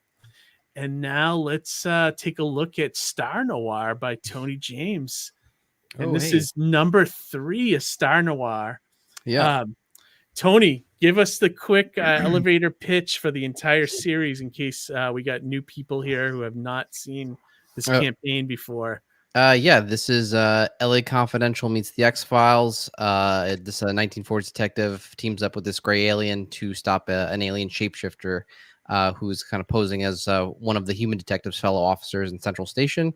So you got a lot of the kind of McCarthyism, looking over the shoulder, trying to figure out who is not actually human. And this human and this gray alien detective try to solve this murder mystery. To figure out who's killing their LAPD, their fellow colleagues, just really ratchets up the tension. Since book 1, we've just been getting crazier and crazier.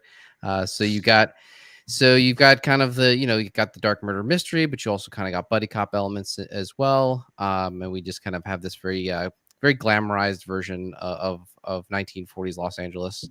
Love it. Yeah, and it's been. Yeah, this is the 3rd book of 6, right? Yeah. There's 6 books in the series, and it's been pretty awesome. I think the day 1 of the book 1 Kickstarter, we raised $700. The day 1 of the book 2 Kickstarter was $2,500, and the day 1 of the book 3 Kickstarter was like over $6,000. That's awesome, dude. Yeah. So you're building that audience that you get from the previous campaigns. It's like snowballing. Yeah, that's what we see a lot. Is people, the more issues they make, the better, the more readers they're grabbing. Yeah. But they want to know And also, like doing the Indiegogos as second chance campaigns, we actually fold some of the Indiegogo people back into the Kickstarter because some of the people do jump from Indiegogo back to Kickstarter. Oh, that's cool to know. Yeah. There's still people who have their preferences, but I have noticed that quite a number of people who do back it on the Indiegogo do come back to the Kickstarter for the next book. It's Tony, can I ask you a question? Yeah. Do you do things on like one platform that you don't do on the other? Like you can only get this Star Noir item on Kickstarter or Indiegogo, so it's only available on one or the other? Do you do that? No, I try to run them identically because there are people who are patiently waiting for the Indiegogo, and I don't want to cheap them out of for certain things they might be eager to get. But if there are exclusives that have like specific a lot of number of them, I'll just keep the whatever number was taken in the original Kickstarter and give them what's remaining, so they can still grab what they were looking for. Okay. Yeah. So That's Ellis good to Tate, have the the gray art. alien. Sorry, I'm sorry. Go ahead. Yeah. Go No. ahead. So he's a gray alien, right? And they're trying to Yep. find this other murderous shape-shifting alien, right? Mm-hmm. But Ellis is not a shapeshifter, or is he? But he looks No. different to the main detective. What was his name? Alan. Yeah, Alan. Yeah, there's because of a kind of an alien mental projection that the gray alien is performing. Only our human detective, only he can see the gray alien form, and everyone else sees it's just a young kid. Okay. Yeah, and then once they solve this mystery of whoever this murderer is, do you think Ellis will go back to his home world, or is he just here for this one mission, or what we know? Well, yet, yeah, or? he's here for this specific mission. His there are layers to his reasoning. He gives an initial reason, and then we find that there's it's more of a multifaceted thing. He's kind of keeping some cards close to the vest, and as the story progresses, we start to unravel that stuff. And then, this is the first book, so which people can read just for free. It's the first 10 pages of the first book, so you really get a good sense of the story and how we unravel the plot and so obviously some of the artwork and some of the characters. I also have a video. It's a minute long. It does like a previously on. Oh, does it? Okay, yeah, we'll take a look at that too. And you have all 6 books planned out, right? The whole story. Yeah. Before we even started the first book, we had the whole script written already. That's cool. Yeah. So let's see. Hello again, readers. Last time in Los Angeles, our ace detective and his eager rookie set off to find their elusive killer. They confirmed that the mysterious shapeshifter lurks among Alan's fellow officers in Central Station. Alan had a close encounter with one of these strange beings, a real cookie with peepers to die for. He learns the Central detectives are being hunted and digs deeper to find out who killed Perkins. Meanwhile, Perkins' partner, Ray Foster, found himself in the soup, hunted by the very same killer. In our next chapter, the stakes are even higher, as our killer stacks more bodies than an OnlyFans model. Our 2 detectives peel back the layers to this onion, meeting kooky characters like Orson Welles. A collision course is imminent, with more twists and turns than a 10-cent carnival ride. Book 3 is penned by Mr. Tony James, a writer of sorts, a lover of old noir and science fiction. Returning with vigor are his 3 able-bodied artists, aces in their own field, much like our detective. And beat me Daddy 8 to the bar. Take a gander at those rewards. The exclusives are the real cat's meow. Be sure to peruse the add-ons as well. Commemorate your purchase with these additional items. Don't be a fuddy-duddy. Back Star Noir today. It's the only way to defeat the communists. I love it too. Is that you marinating it too? Yeah. Well, we did the good, first man. 2. You got that lingo down. For the we did the voice for the first 2, so I feel like at this point I'm sort of locked into doing it every time. That's great. Love it. Yeah, no, this. I've read number 1. I haven't read 2 yet. I just got it. I haven't even opened it, Tony, to be honest with you. It's just sitting there. But when I do, I'll probably do a video so that we can show it off on. People are really into the second one because the second one has a really strong cliffhanger. Oh, okay. So I think that's kind of why there's so much extra enthusiasm for this third book, because the where the second book ends, it's kind of a really strong beat. Okay. So people are very excited to see what happens next. What the next chapter is. Yeah, great. Yeah. Love it. Now, like I asked Jason earlier, what's perks that you like to recommend? For your new reader, there's one called The Sixth Extinction. That is the 3-book tier to get caught up with everything. It's a little ways down, but that's the physical tier. Okay. It's almost there. Yeah, we do stickers now since the backers Okay. asked for that. Digital for Yeah, so this is the digital Pine Bluff area. That's the 3 digital copies. We actually did some digital extras this time because people asked for, they wanted more stuff with their digital copy. So we cool. created like wallpapers, and we also created like kind of like an art progression with the script. Gotcha. But yeah, there you go. The 6 extinction. And this is books 1, 2, and 3. If you're new to the series. Yeah. And we actually got. I think this campaign is the most we've gotten new readers. We did. Oh, that's cool. We did an early bird, like $5 off, like on the first 24 hours. That got a lot of people. And people. I'm quite surprised. I was a little nervous with the price point. Because just you're really trying to find this balance. I think there's this sort of like seesaw effect of like, well, if I lower it, I get more backers, but then fulfillment costs go up. So, but if I raise the price, I get less backers, but then the fulfillment costs are more manageable. So, just trying to find like the right balance between the two. So, is the price point on the book more in this one, or was it? No, it's the same. I just try to remove like $10 here and there just to kind of make it more attractive. We did Gotcha. we did a tier where you could be drawn into the book, but that sold out like really fast. Like in like I find that's a good one. I didn't do it for this campaign that I have coming up, but I should have. That always sells out. I just was like, I had so much other stuff this time around that I didn't want to do that. And the other thing I'm going to play around with my campaign this time is for stretch goals. I'm going to just make the comic itself better rather than do like bookmarks and stickers and things like that. Like I've done that in the past, but I'm like me personally, when I back a campaign, I'd rather have more comic and less tchotchke, if that makes sense. So I'm going to experiment that, like, with this new campaign, and like, every stretch goal, I'll add a pinup or, things like that, or add like a bio section or something, or foil emboss the covers, things like that, What's great about these rewards this time around is you saw I did a survey at the end of the second book. One of the questions was, what type of rewards would you like to see going forward? Because I have my own ideas for rewards, but I am curious to see like what backers would want. And stickers, black and white books, being drawn into it. These were all their answers. And so we created reward tiers based on that. That's good that you like talk to your audience and find out what's going on.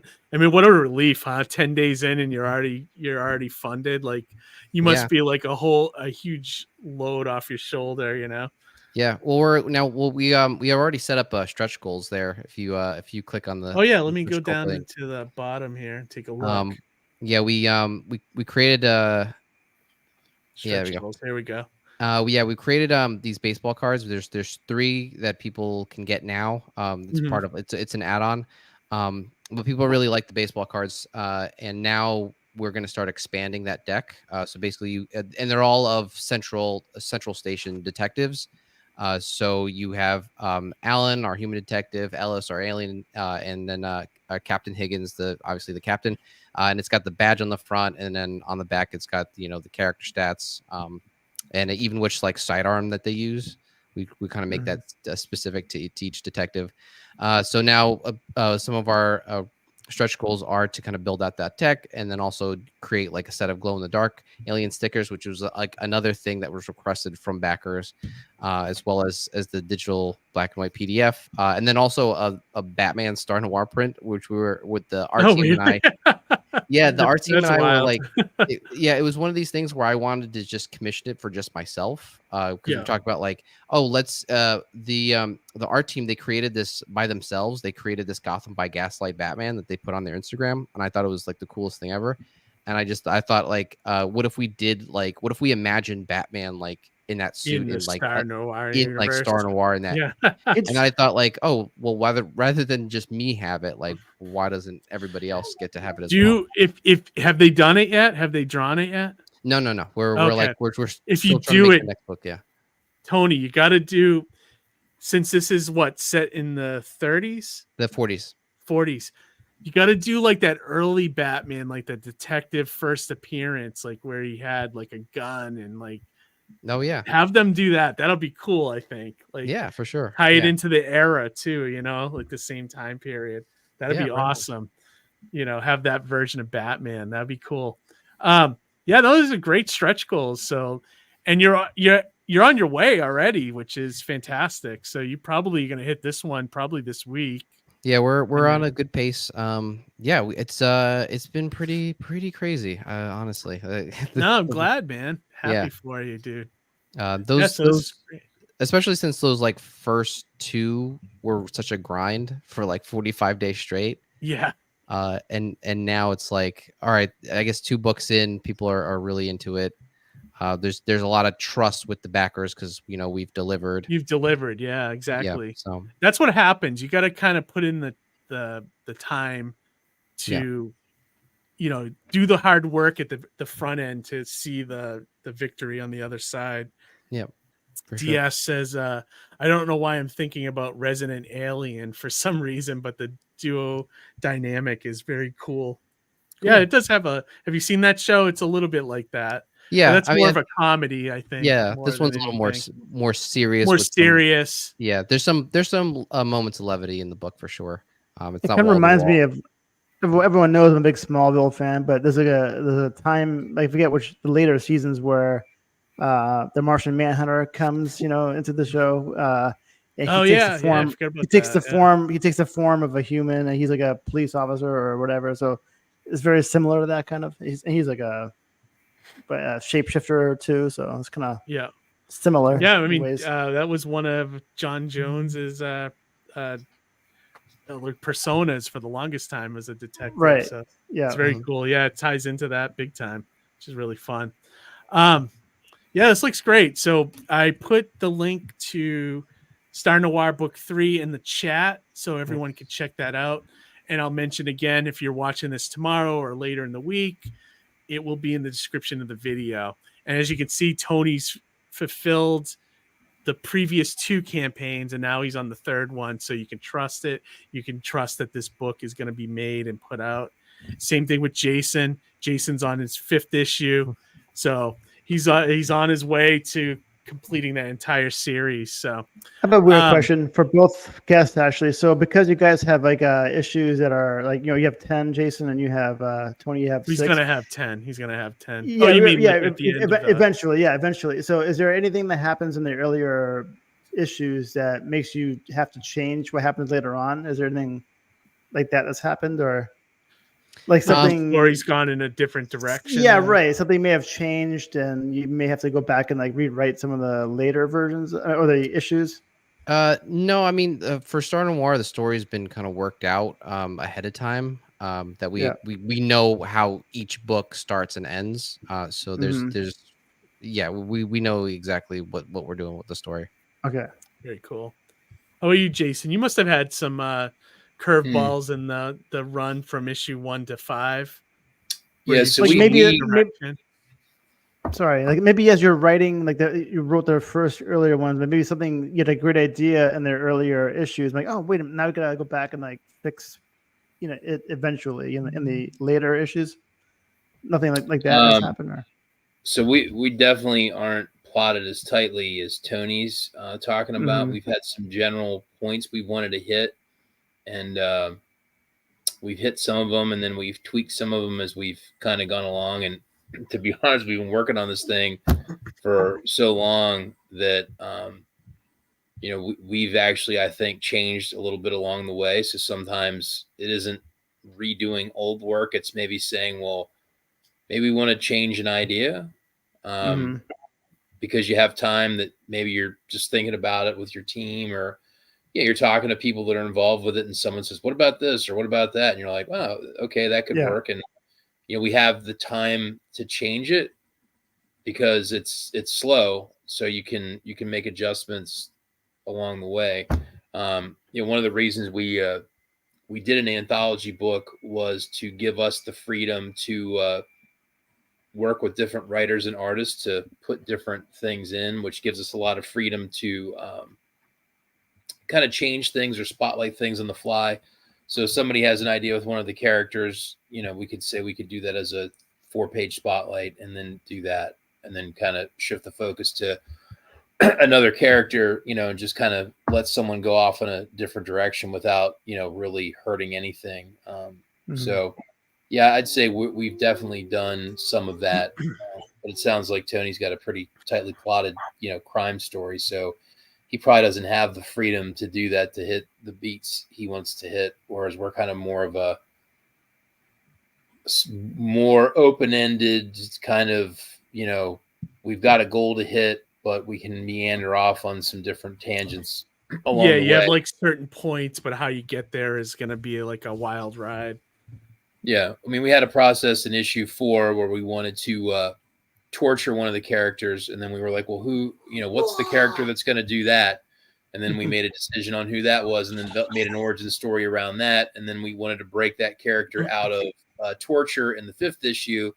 And then we had to pick a villain that would want to betray the other villains to break Cycorn out of his imprisonment. And then we did a back issue story to define why that was. But there was a little bit of an argument about which character would that be. And then we all decided it would be Zemba would be the villain that turns on the other villains by the end of the main story in the 5th issue.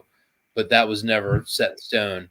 But we had an idea about what her day-to-day lifestyle was like, and then we kind of shifted that story into more of her origin, and then we kind of bent the ending to that story idea that we kicked around to like why she was upset with their leader and decides to go off in a different direction. So there's a little bit of back and forth. Cool. That there were some beats we wanted to hit, but then it's like, well, okay, someone's going to do this, but who is it? Well, it could have been this character, or that character, and then it's kind of walked what we thought was the most fun for us as creators and readers. That's awesome. So yeah, everybody check out both these campaigns. They look awesome. Guys, we're probably going to move on to our other segments. We're going to do we're going to recommend some more Kickstarters, me and Harry, and do our self-promotion. Like I said earlier, you're welcome to stay and hang out with us if you want. But if you want to jump off, if you have other things to do, want to get a good night's sleep, you know, feel free. We won't take any offense. It's up to you. But if you stay, great. If you're going to go, definitely leave us your social medias and everything where people can find you. So let me know if you guys want to go or stay. And then I am still recovering from New York Comic Con. I feel like I'm at like 80% recovery, so I gotta get that. Dude, I know I've been there a million times, Tony. Totally understand. If you want to just give people your social medias, and then you can find me on Twitter at T/J, written out T/J, and then Instagram it's at BananaBat. So I talk about Star Noir constantly on either of those things, so you can find me there. Awesome.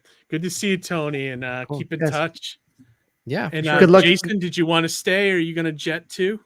Yeah, I'm going to jet. I'm tired. I want to go to bed. I'm not going to lie. I'm tired. Dude, I hear you. It's Wednesday night. I want to go to bed too. Give us your social media. Where are you active? Where can people find you?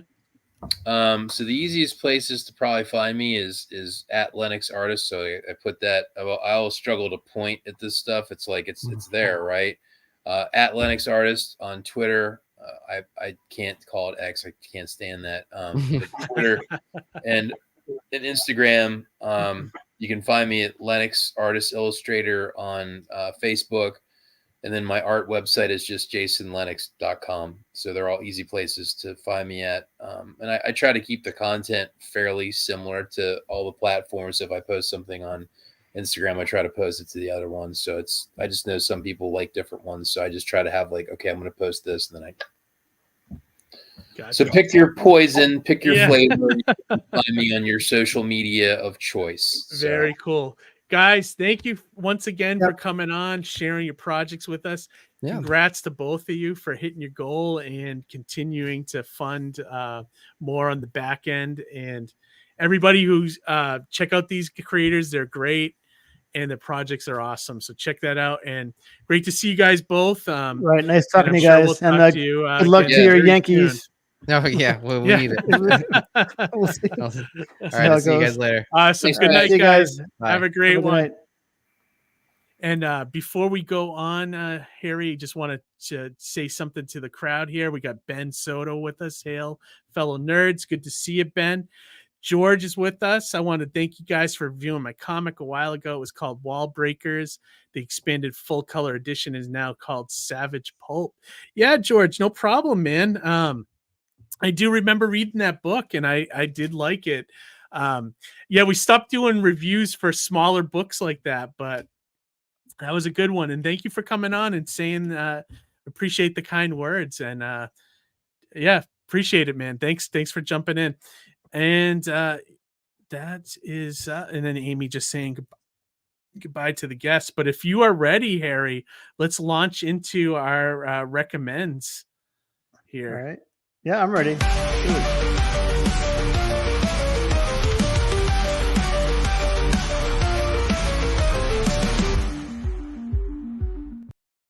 Awesome.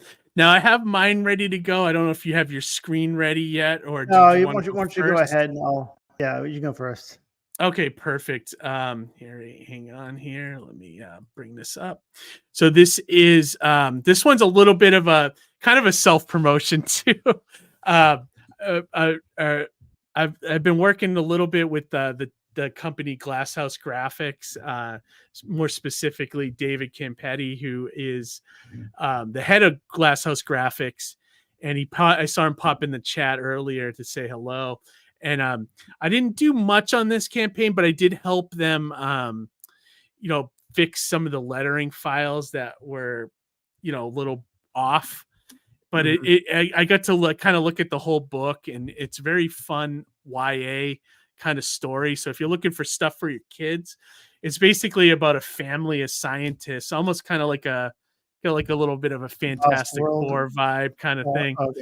But there's an accident happens in the lab, and the two kids get shot into the past, and they end up hooking up with talking dinosaurs that are cool. called the Thundersaurs. And if you just look at the artwork, you can tell that very fun story. And the one thing I liked about it was that good, like a kid's comic. You don't see these much anymore, especially when I'm at conventions. I get that asked a lot. They're so happy when they find Mighty Mascots because there's not a lot of kids stuff out there. So whenever I see a campaign like this, I always like to recommend it. And just let you know that I did work on it a tiny bit.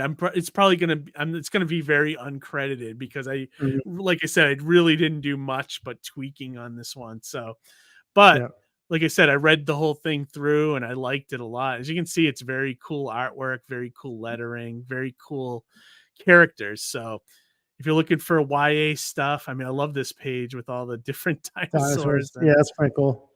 Yeah, I think kids would love this book, and they're funding it now. They're very close to hitting the goal.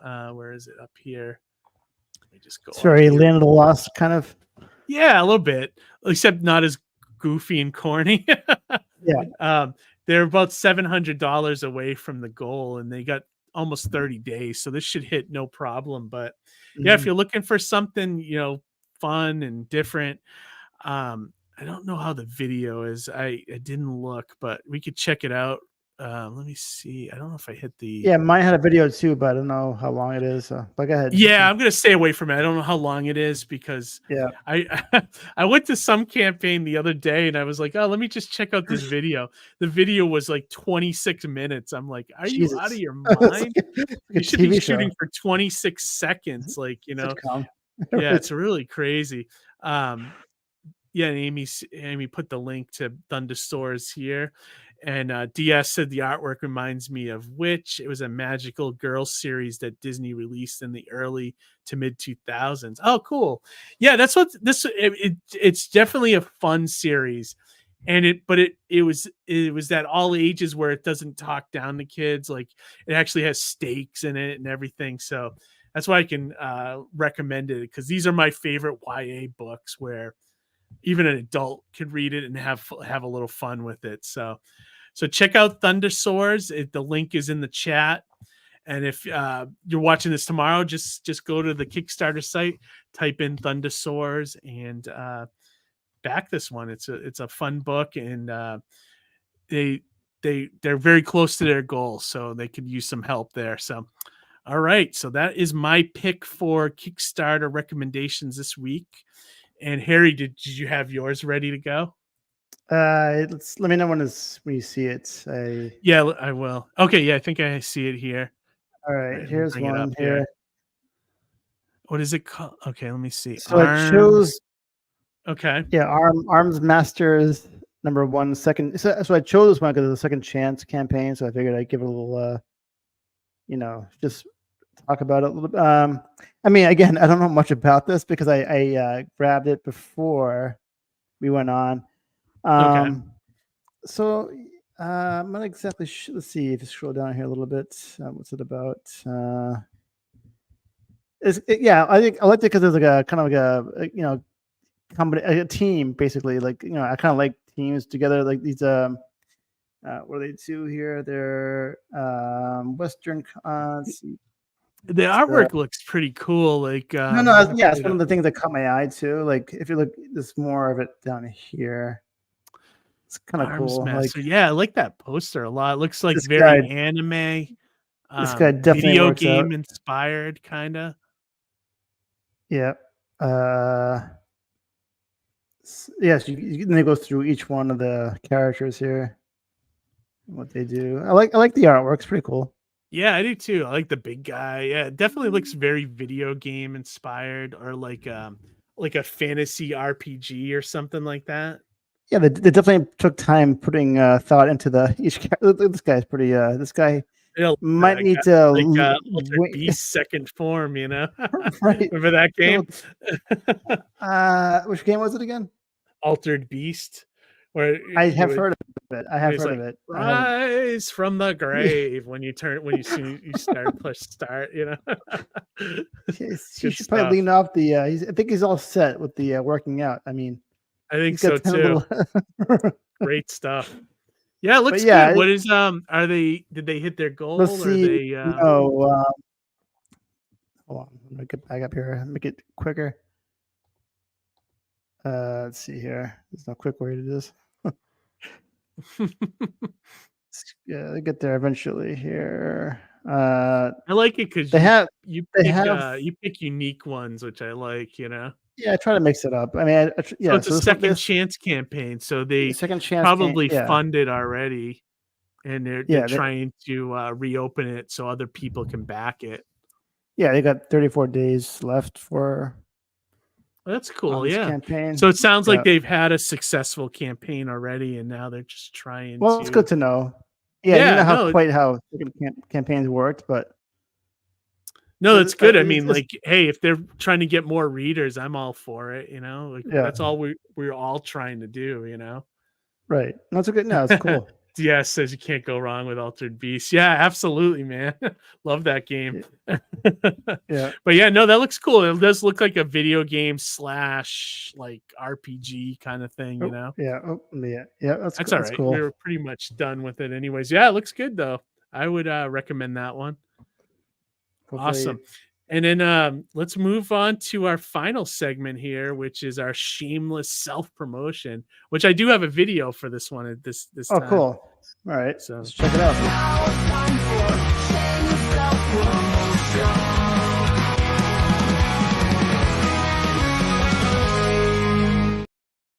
Awesome. Yeah. So did you want to go first, Harry? Like, I know you had some stuff that you wanted to show. Now, this is like new logos or new. Well, I've done. I have a logo that I did a couple of weeks ago. I think we were off, so I did one from before. But I actually did a new drawing yesterday. Actually, it's not done yet, but it's almost done. This woman at my work asked me to do a drawing of her coworker. This big guy named Larry. Big, African American gentleman, and he's like huge. He's like 6'4", 6'5", probably weighs 300 pounds at least. If he wasn't a football player back in the day, then he definitely, missed out, But he's a big guy, and he always like listens to his his like earbuds, and he's like always like dancing, and they call him the dancing bear. And she's like, Harry, could you do a drawing? The people found out at my work that I do this kind of thing. It's like, could you make a T-shirt of maybe Larry as a bear or something, or maybe draw him and call him the dancing bear or something? I'm like, all right. So hold on, I'll show you what I did so far. Okay. I'll show you a picture. I'll show you a picture of him first, so you can. I mean, I just have. How do I present? There you go. Do this. Nope. Was I already presenting? You were. But you can always just redo it again. All right. So. All right. Let's do. I'll wait this. till I see something on the screen there. Okay. Right, Yep. So here's Lair's face, his head. Okay. All right, so that's Larry. He's a big dude. Head. Very round head. Yeah. So it's kind of easy to draw. So what I did was I drew a pencil sketch of his head first, but my pencil sketch looked too realistic, and I'm like, nah, I'd rather go playful and like cartoony, So I took this picture and I kind of drew from it, and I made him do the. Larry the dancing bear. So I'm not so sure. Dancing Lair bear is that like Lair, like Lair bear. I don't know how to spell Lair. I mean, how do you? His name is Larry. So how do you say? If you call somebody a Lair bear, how do you spell Lair? Dancing Lair bear. Yeah. So hopefully you won't get offended. Yeah, I don't think so. Amy says she likes the hip line, the hip action lines. Oh yeah, he's a big boy, so I made him. I made him kind of wide, like so. And now, but here's where, like, now I don't know if it's confusing, but is it supposed to say dancing Lair bear or Lair the dancing bear? Dancing Lair bear is dancing what I mean. But okay, so you have the words in the correct spot then. Yeah, I think so, but I'm going to show the woman. You know what it looks like, Harry, to me, just looking at it real quick? It looks like Larry was in an episode of South Park. The way you drew it, it looks like a South Park character. So I definitely like when they had like Al Gore on an episode or something, Oh, okay. Yeah, like Bear Pig or something. I wanted, exactly right. I wanted to make it fun and funny, not like I don't want to insult the guy, but I think it's pretty fun. I don't think he would get insulted by that. It looks like he's clearly wearing like a Halloween costume or something. That's exactly what I was trying to go for, because like I didn't want him. I didn't want to draw him as a bear. I figured it'd be funnier if he was in a bear. If he ends up being offended by this for any reason, could you like go to him seriously? Can you tell me why you're offended by this? Because I don't see why it would be offensive. You know what I mean? Yeah. So I don't think it'll be. That's good, man. I like it though. There's Lair. Now is that the only thing you've done this week? That is like no. Well, I have like a logo, but I can probably save it for next time. I don't want to. Okay. Got too much. Show it all at once. I like that though. Like I said, that very much like it reminds me of a South Park character. Cool. I was trying to make it fun. I made the mouth bigger than it usually than when it was, and like so whatever. DC Miller, who's doing my backup story with the Hanna-Barbera style, says Lars hips don't lie. That's true, man. Me, I wish I can get a full length picture of the actual Lair. He's a big boy, so he's a big guy. I thought the drawing was good though. It looked like him. Thanks. Yeah. I had took some liberties with the mouth. I made it bigger and like the eyes kind of like wider, so you can like Amy also does not think he'll be offended. She says if someone liked me enough to commission me as a dancing bear, I would love it. I don't think he'll be offended. Well, yeah. So there you go, John. There you go. So for me, go ahead. No, I was wondering about your figurines, your Mighty Mascot. Are they? You gonna show them off next time, or do you have something tonight? I could show you guys some pictures. I got a lot to show. Well, first I should say, everybody out there watching, we're gonna try next Monday to launch the campaign on our live stream at 9 p.m. like we're doing. We might go 2 or 3 hours, just and we're offering. I got to figure out how to do it because I thought you could pin a link to the chat here. We could definitely put it in the chat, but I don't think you'll be able to cut and paste it to get into the show. What we'd like to do is have people come in that have campaigns and want to promote, come in for a couple minutes, promote their campaign, and then leave, and then have the other people come in as we celebrate the Mighty Mascots launch as well. So if you have campaigns, I'd love to have you guys come in and just shout them out. And, so that's going to be something that's happening next Monday night at 9. And also we'll be launching Mighty Mascots 10, which is, going to be an awesome campaign. We have the 10th anniversary issue, triple size. It's going to have the main story, which will be, it's looking like it's going to be over 30 pages. And then we have a backup story called Day of the Dolord from DC Miller, who's in the chat. Very awesome artist, very much does his artwork in the style of Hanna-Barbera. And I love the pages that I've seen. And I think his story, I wrote it and he drew it, I'm also going to give him co-writing credit because as he's going through, he's adding stuff and I really like what he's doing. So that one's going to end up being about 14 pages, I think, by the time it's done. And then the Ogle brothers, which I'll see this weekend. I don't know. They're working on another project, so they can't focus on this yet, but they want to do a backup story. And I don't know how many pages is that going to be. So it could be about 10 to 15 there too. So this book potentially could be almost trade paperback size by the time it's said and done. And some of the stretch goals I'm going to be doing is adding pinups, adding, whatever, foil embossed covers, things like that. I just want to make the book better and just keep adding stuff to it. So hopefully it ends up being this massive, thing by the end of it, so I can't wait. So, he's saying maybe it'll be 15 pages. Hey, that'd be great. Love it.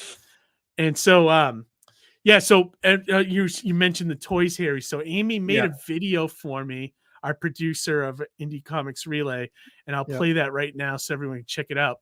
So one of the things I'm doing, the featured campaign is going to be about $100 on the campaign, but you get all 4 sets of the Breakfast Brawler action figures. So that's all 8 figures.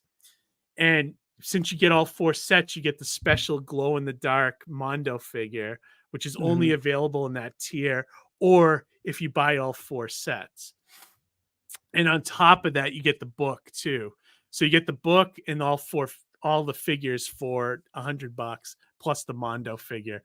But Amy made a video for the Mondo figure, so I'll play that for you guys right now to check out. Okay. Here it is.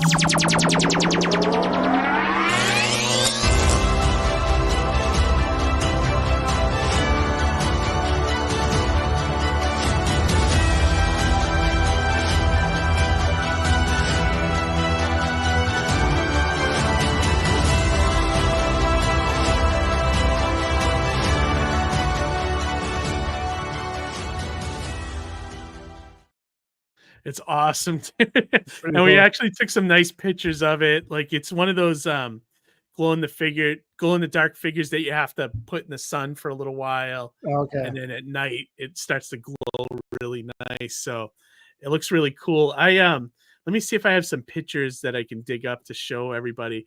I also have one of the variant covers that's finished that I can show people. So let me look that up while we're talking here.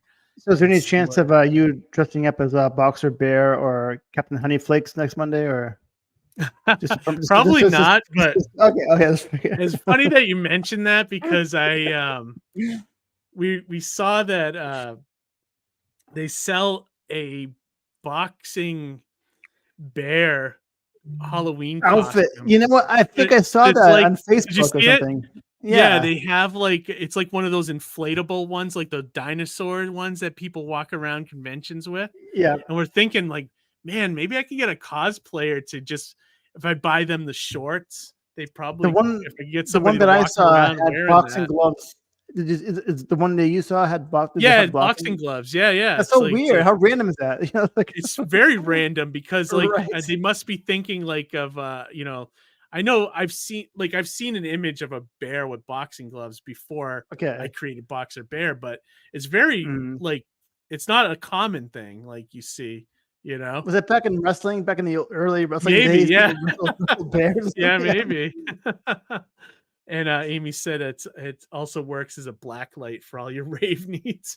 That's cool. So so these are, let me see if I can share these here so that you guys can see them. But I took nice pictures last week or the week before with there you go. So this is like the sets that the Breakfast Brawlers come in. So each set comes with a trading card for each character that's in the set, and you get a temporary tattoo. Like in this one, you get one of the cavity creeps here, or the tartar creeps, I should say. Yeah, right. And this is what the figures look like. So you get Boxer Bear and Manny in this set. The second set is Brewster McPunch and Boom, the robot, and then the temporary tattoo is of King Kablooey. And the next set is Mondo and Whack, and you get the Tomb Raider character from the video game Ark, Lana Lennon, and so that's cool. And then the final set is Honey Flakes and Smack, and the temporary tattoo on this one is actually Sea Rat, which is kind of cool. Now I haven't tried any of the temporary tattoos, but they look like they're pretty cool. And we'll probably put a little bit in, like an instruction thing in there so that people know how to put one up on their skin if they want to, you know. Yeah, so that's kind of fun. What's that? Pretty cool. No, these look awesome. These figures, they came out good. Yeah, we got the nice plastic cases to put them in, and then we got the background. So we tie them in with like what do they call like those like the bread ties. Oh yeah, right, yeah. You know what I mean? Like I forget what those are called. Twist ties. Twist ties, yeah. So we tie the figures into the backing so it doesn't go anywhere. But yeah, they're pretty cool. Like I'm excited. Like I've never had a toy before. Like I said, we've been working on trying to make these happen for a couple of years now. And and you met the guy that makes these at one of the outdoor things. Yeah, one of my outdoor ones. Like I think that's what the missing piece was. We were working with different 3D printers, but I didn't work with one where I could talk to face to face and actually knew what the hell he was doing. Like he knew so once I started talking to him, he started we basically troubleshot everything, and he was able to print copies and show me different things, and we were just able to like finally zero in on the figures. So that's good. You're at the right place. You're at the right place at the right time. Basically, and he does my show. He does Plastic City. So his name is Lars, and he has a company called L&K 3D Printing. But it's really cool. So, and it's not that hard to make these figures. It's just a little bit of money. Of course, everything's money, but also time, and you gotta do the drawings and everything like that. Yep, that's cool. He's saying, DS is saying you may have to link me up with the toy making. Yeah, definitely hit me up. I can tell you the whole. Now that I've been through it, I can tell you the whole process from beginning to end on what you need to do to make something like this. So it's a little bit of a process, but it's it's basically 3 major steps in order to get the figure made. So and it's not like when you make when you get to the figure making stage, that part isn't bad. It's the making the file and all that stuff that becomes probably the most expensive part of the process. But you could crowdfund it for sure and things like that, or just go out of your own pocket like we did, for this. The other thing I wanted to show you off, I got one of the variant covers in from my friend Gazbot, who is a guy I went to Kubert school with, and we've been friends since. And I asked him to do a cover for Mighty Mascots. a variant cover. He sent me a bunch of different designs. We both liked the same one, so I knew that was going to be the one. And it's an homage to issue 6 of Mighty Mascots when they fight the big Silverpeed character. But this is the cover that he did for me. It came out really good. Let me see if I can zoom in closer so you guys can see the design here. But like, man, the detail and the colors he put into the sucker came out cool. So good. Isn't that awesome? And he's got Honey Flakes standing up to this giant creature. Oh yeah, I think I saw that in person actually at your show, at one of the shows. Yeah, have you read number 6? He's got the Saturday morning special. I don't think I have that special gun that he uses to defeat this creature.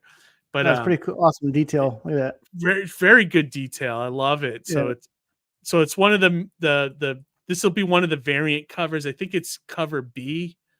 It'll be like $5 more than the regular series cover, but the amount of artwork, even look at the eyeball here. He put like these little lines and just the detail here. He loves to draw monsters, and then like this was such a great cover and a great idea that I cannot wait to see this printed out. But I love it. So such a great cover. So that's another thing that I wanted to show you guys. That's another piece of info that we got. Oh, that's awesome. It's just about ready to go.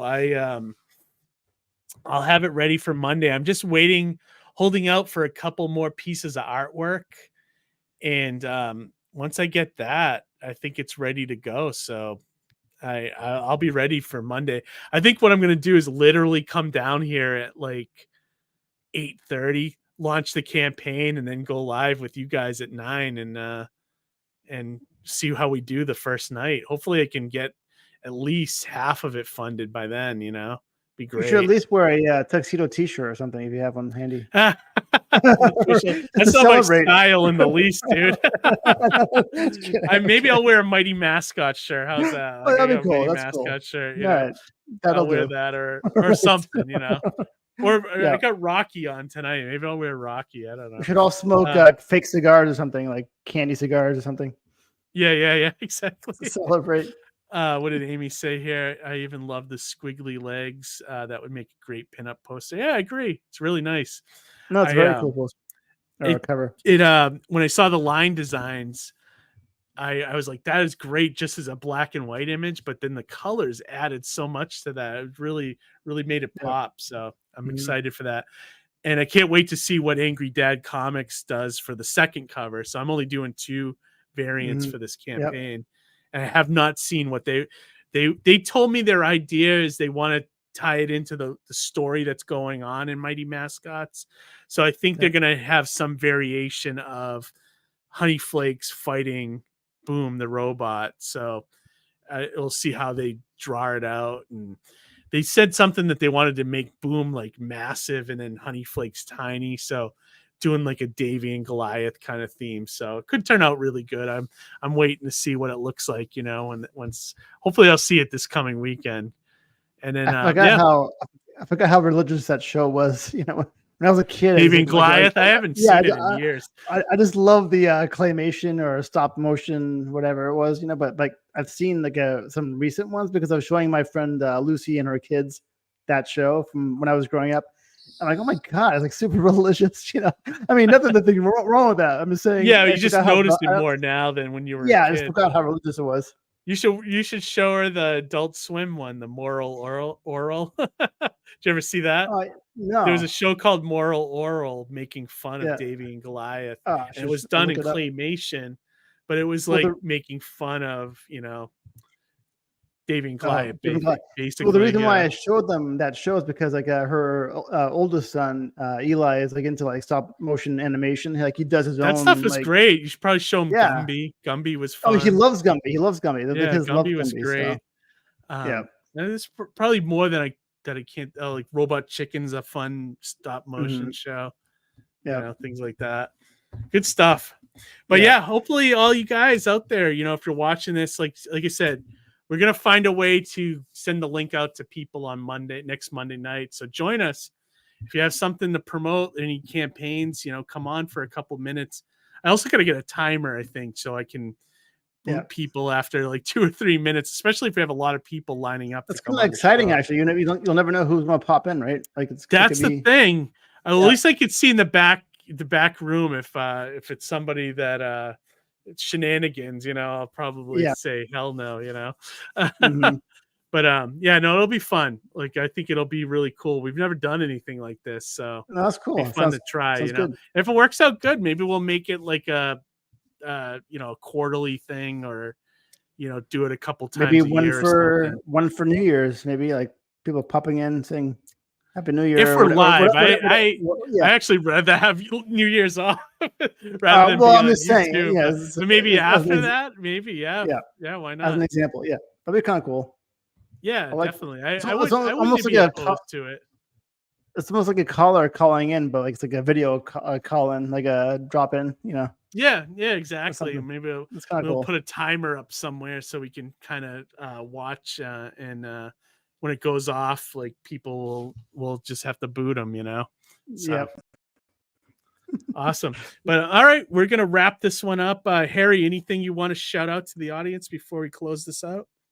Not really. Just looking forward to the next Monday and the big launch, and hopefully Johnny will be back then. And tonight was fun. And like I said, we're just gonna chill. We're not gonna have any kind of agenda, no interviewing. We're just gonna have fun, just talk about whatever. We'll talk about my campaign, a little bit and stuff, and we'll peek in on it every 15, 20 minutes, see how it's doing, things like that, and kind of like almost be like a what's his name, a Jerry Lewis telethon or something, where we just watch the number going up, Right, it's cool. Something like cool. that. It'd be fun. I used to watch that all the time. Like I don't know.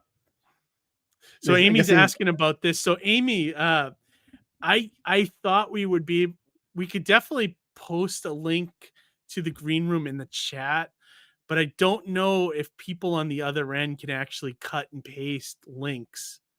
Like when you share out, maybe you could check this right now while we're live. Like when I share out a link, let me share out this. Like I'll share out my link to Mighty Mascots to sign up. Also, if you sign up now, you can get the John Mills print, before we launch.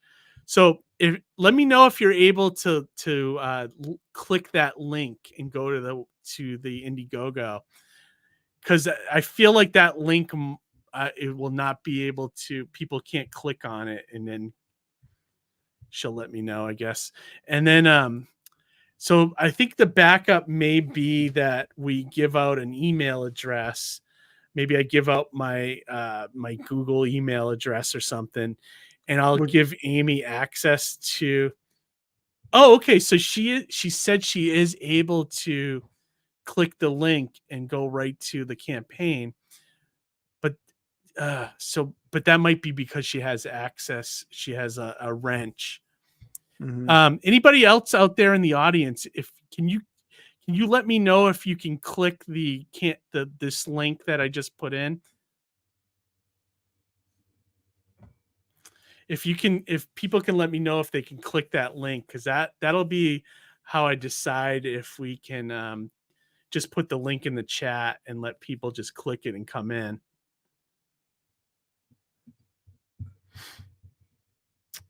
Well, see, Amy, she wants to know if I think you'll be able to get in anyways because you have a wrench. You're able to edit. Okay, DC said he was able to click it. Okay, perfect. Okay. All right, so that's how we'll do it then. We'll just seems to work. Okay. All right, so then I'll just because I think I have a different view from the audience about how the comments work. So we'll just put the StreamYard link in the chat then, and that's how people will be able to come in. Cool. And then I can vet them from I can see them in the green room and see who it is and let them know. And after party, that's great. DC said after party rave at Harry's. Bring your glow in the dark Mondos. Let's go. Sweet. I got plenty of room here. Actually, that's great. That's awesome. Well, you're in the TARDIS. It's a lot bigger on the inside. Reminds me of what's that movie with John Ritter with the which one? Well, those like, Real Men. Is it Real Men? I love Real Men. Was it the one where he was like, no, she's wearing a glow in the dark. Oh yeah, it's Skin Deep. You know what I'm talking about? I love that movie. Yes. The comedy that glows in the dark. Remember that was the tagline. That was like so infamous. Yeah. It's great, man. I love it. But yeah, anyways, so everybody, keep an eye out for that. We'll just put it in the chat next week, and I think that'll work out really good. Should be a fun show then. It should be. Well, it'd be random. We don't know what we're getting into, so it'd almost be like an improv show, but it'll be cool. I think it'll be fun. So it'd be like a party, you know. Yeah, and also let me know about the this weekend and where you'll be. Maybe I'll stop by. I'll mention that too. I'll be at That's Entertainment Worcester. This Saturday. I think from it might be 11 to 6 or 12 to 6. It's a mini con. There's about 10 different artists and writers that are going to be there, so it should be fun. That's cool. Be a good time. They get a good crowd anyway, so. And it's celebrating Halloween and people being costumes and things like that. So that's cool. Yeah, it'd be a little fun. I'll go myself. There you go. I like it. I'll have to see if Johnny's going to come down too. But all right, everybody, we're going to wrap this one up. We'll be live next week for the big Mighty Mascots launch party next Monday. Join us. It'll be fun. And all right. Any last words, Harry, before we close out this stream? Just be healthy and make it to next week. Be healthy. Make it to next week. And most importantly, the advice I give every week, read some comics. It'll make your life a lot more happier. All right, everybody. We'll see you next week and have a great week. Bye. See you guys. Good night.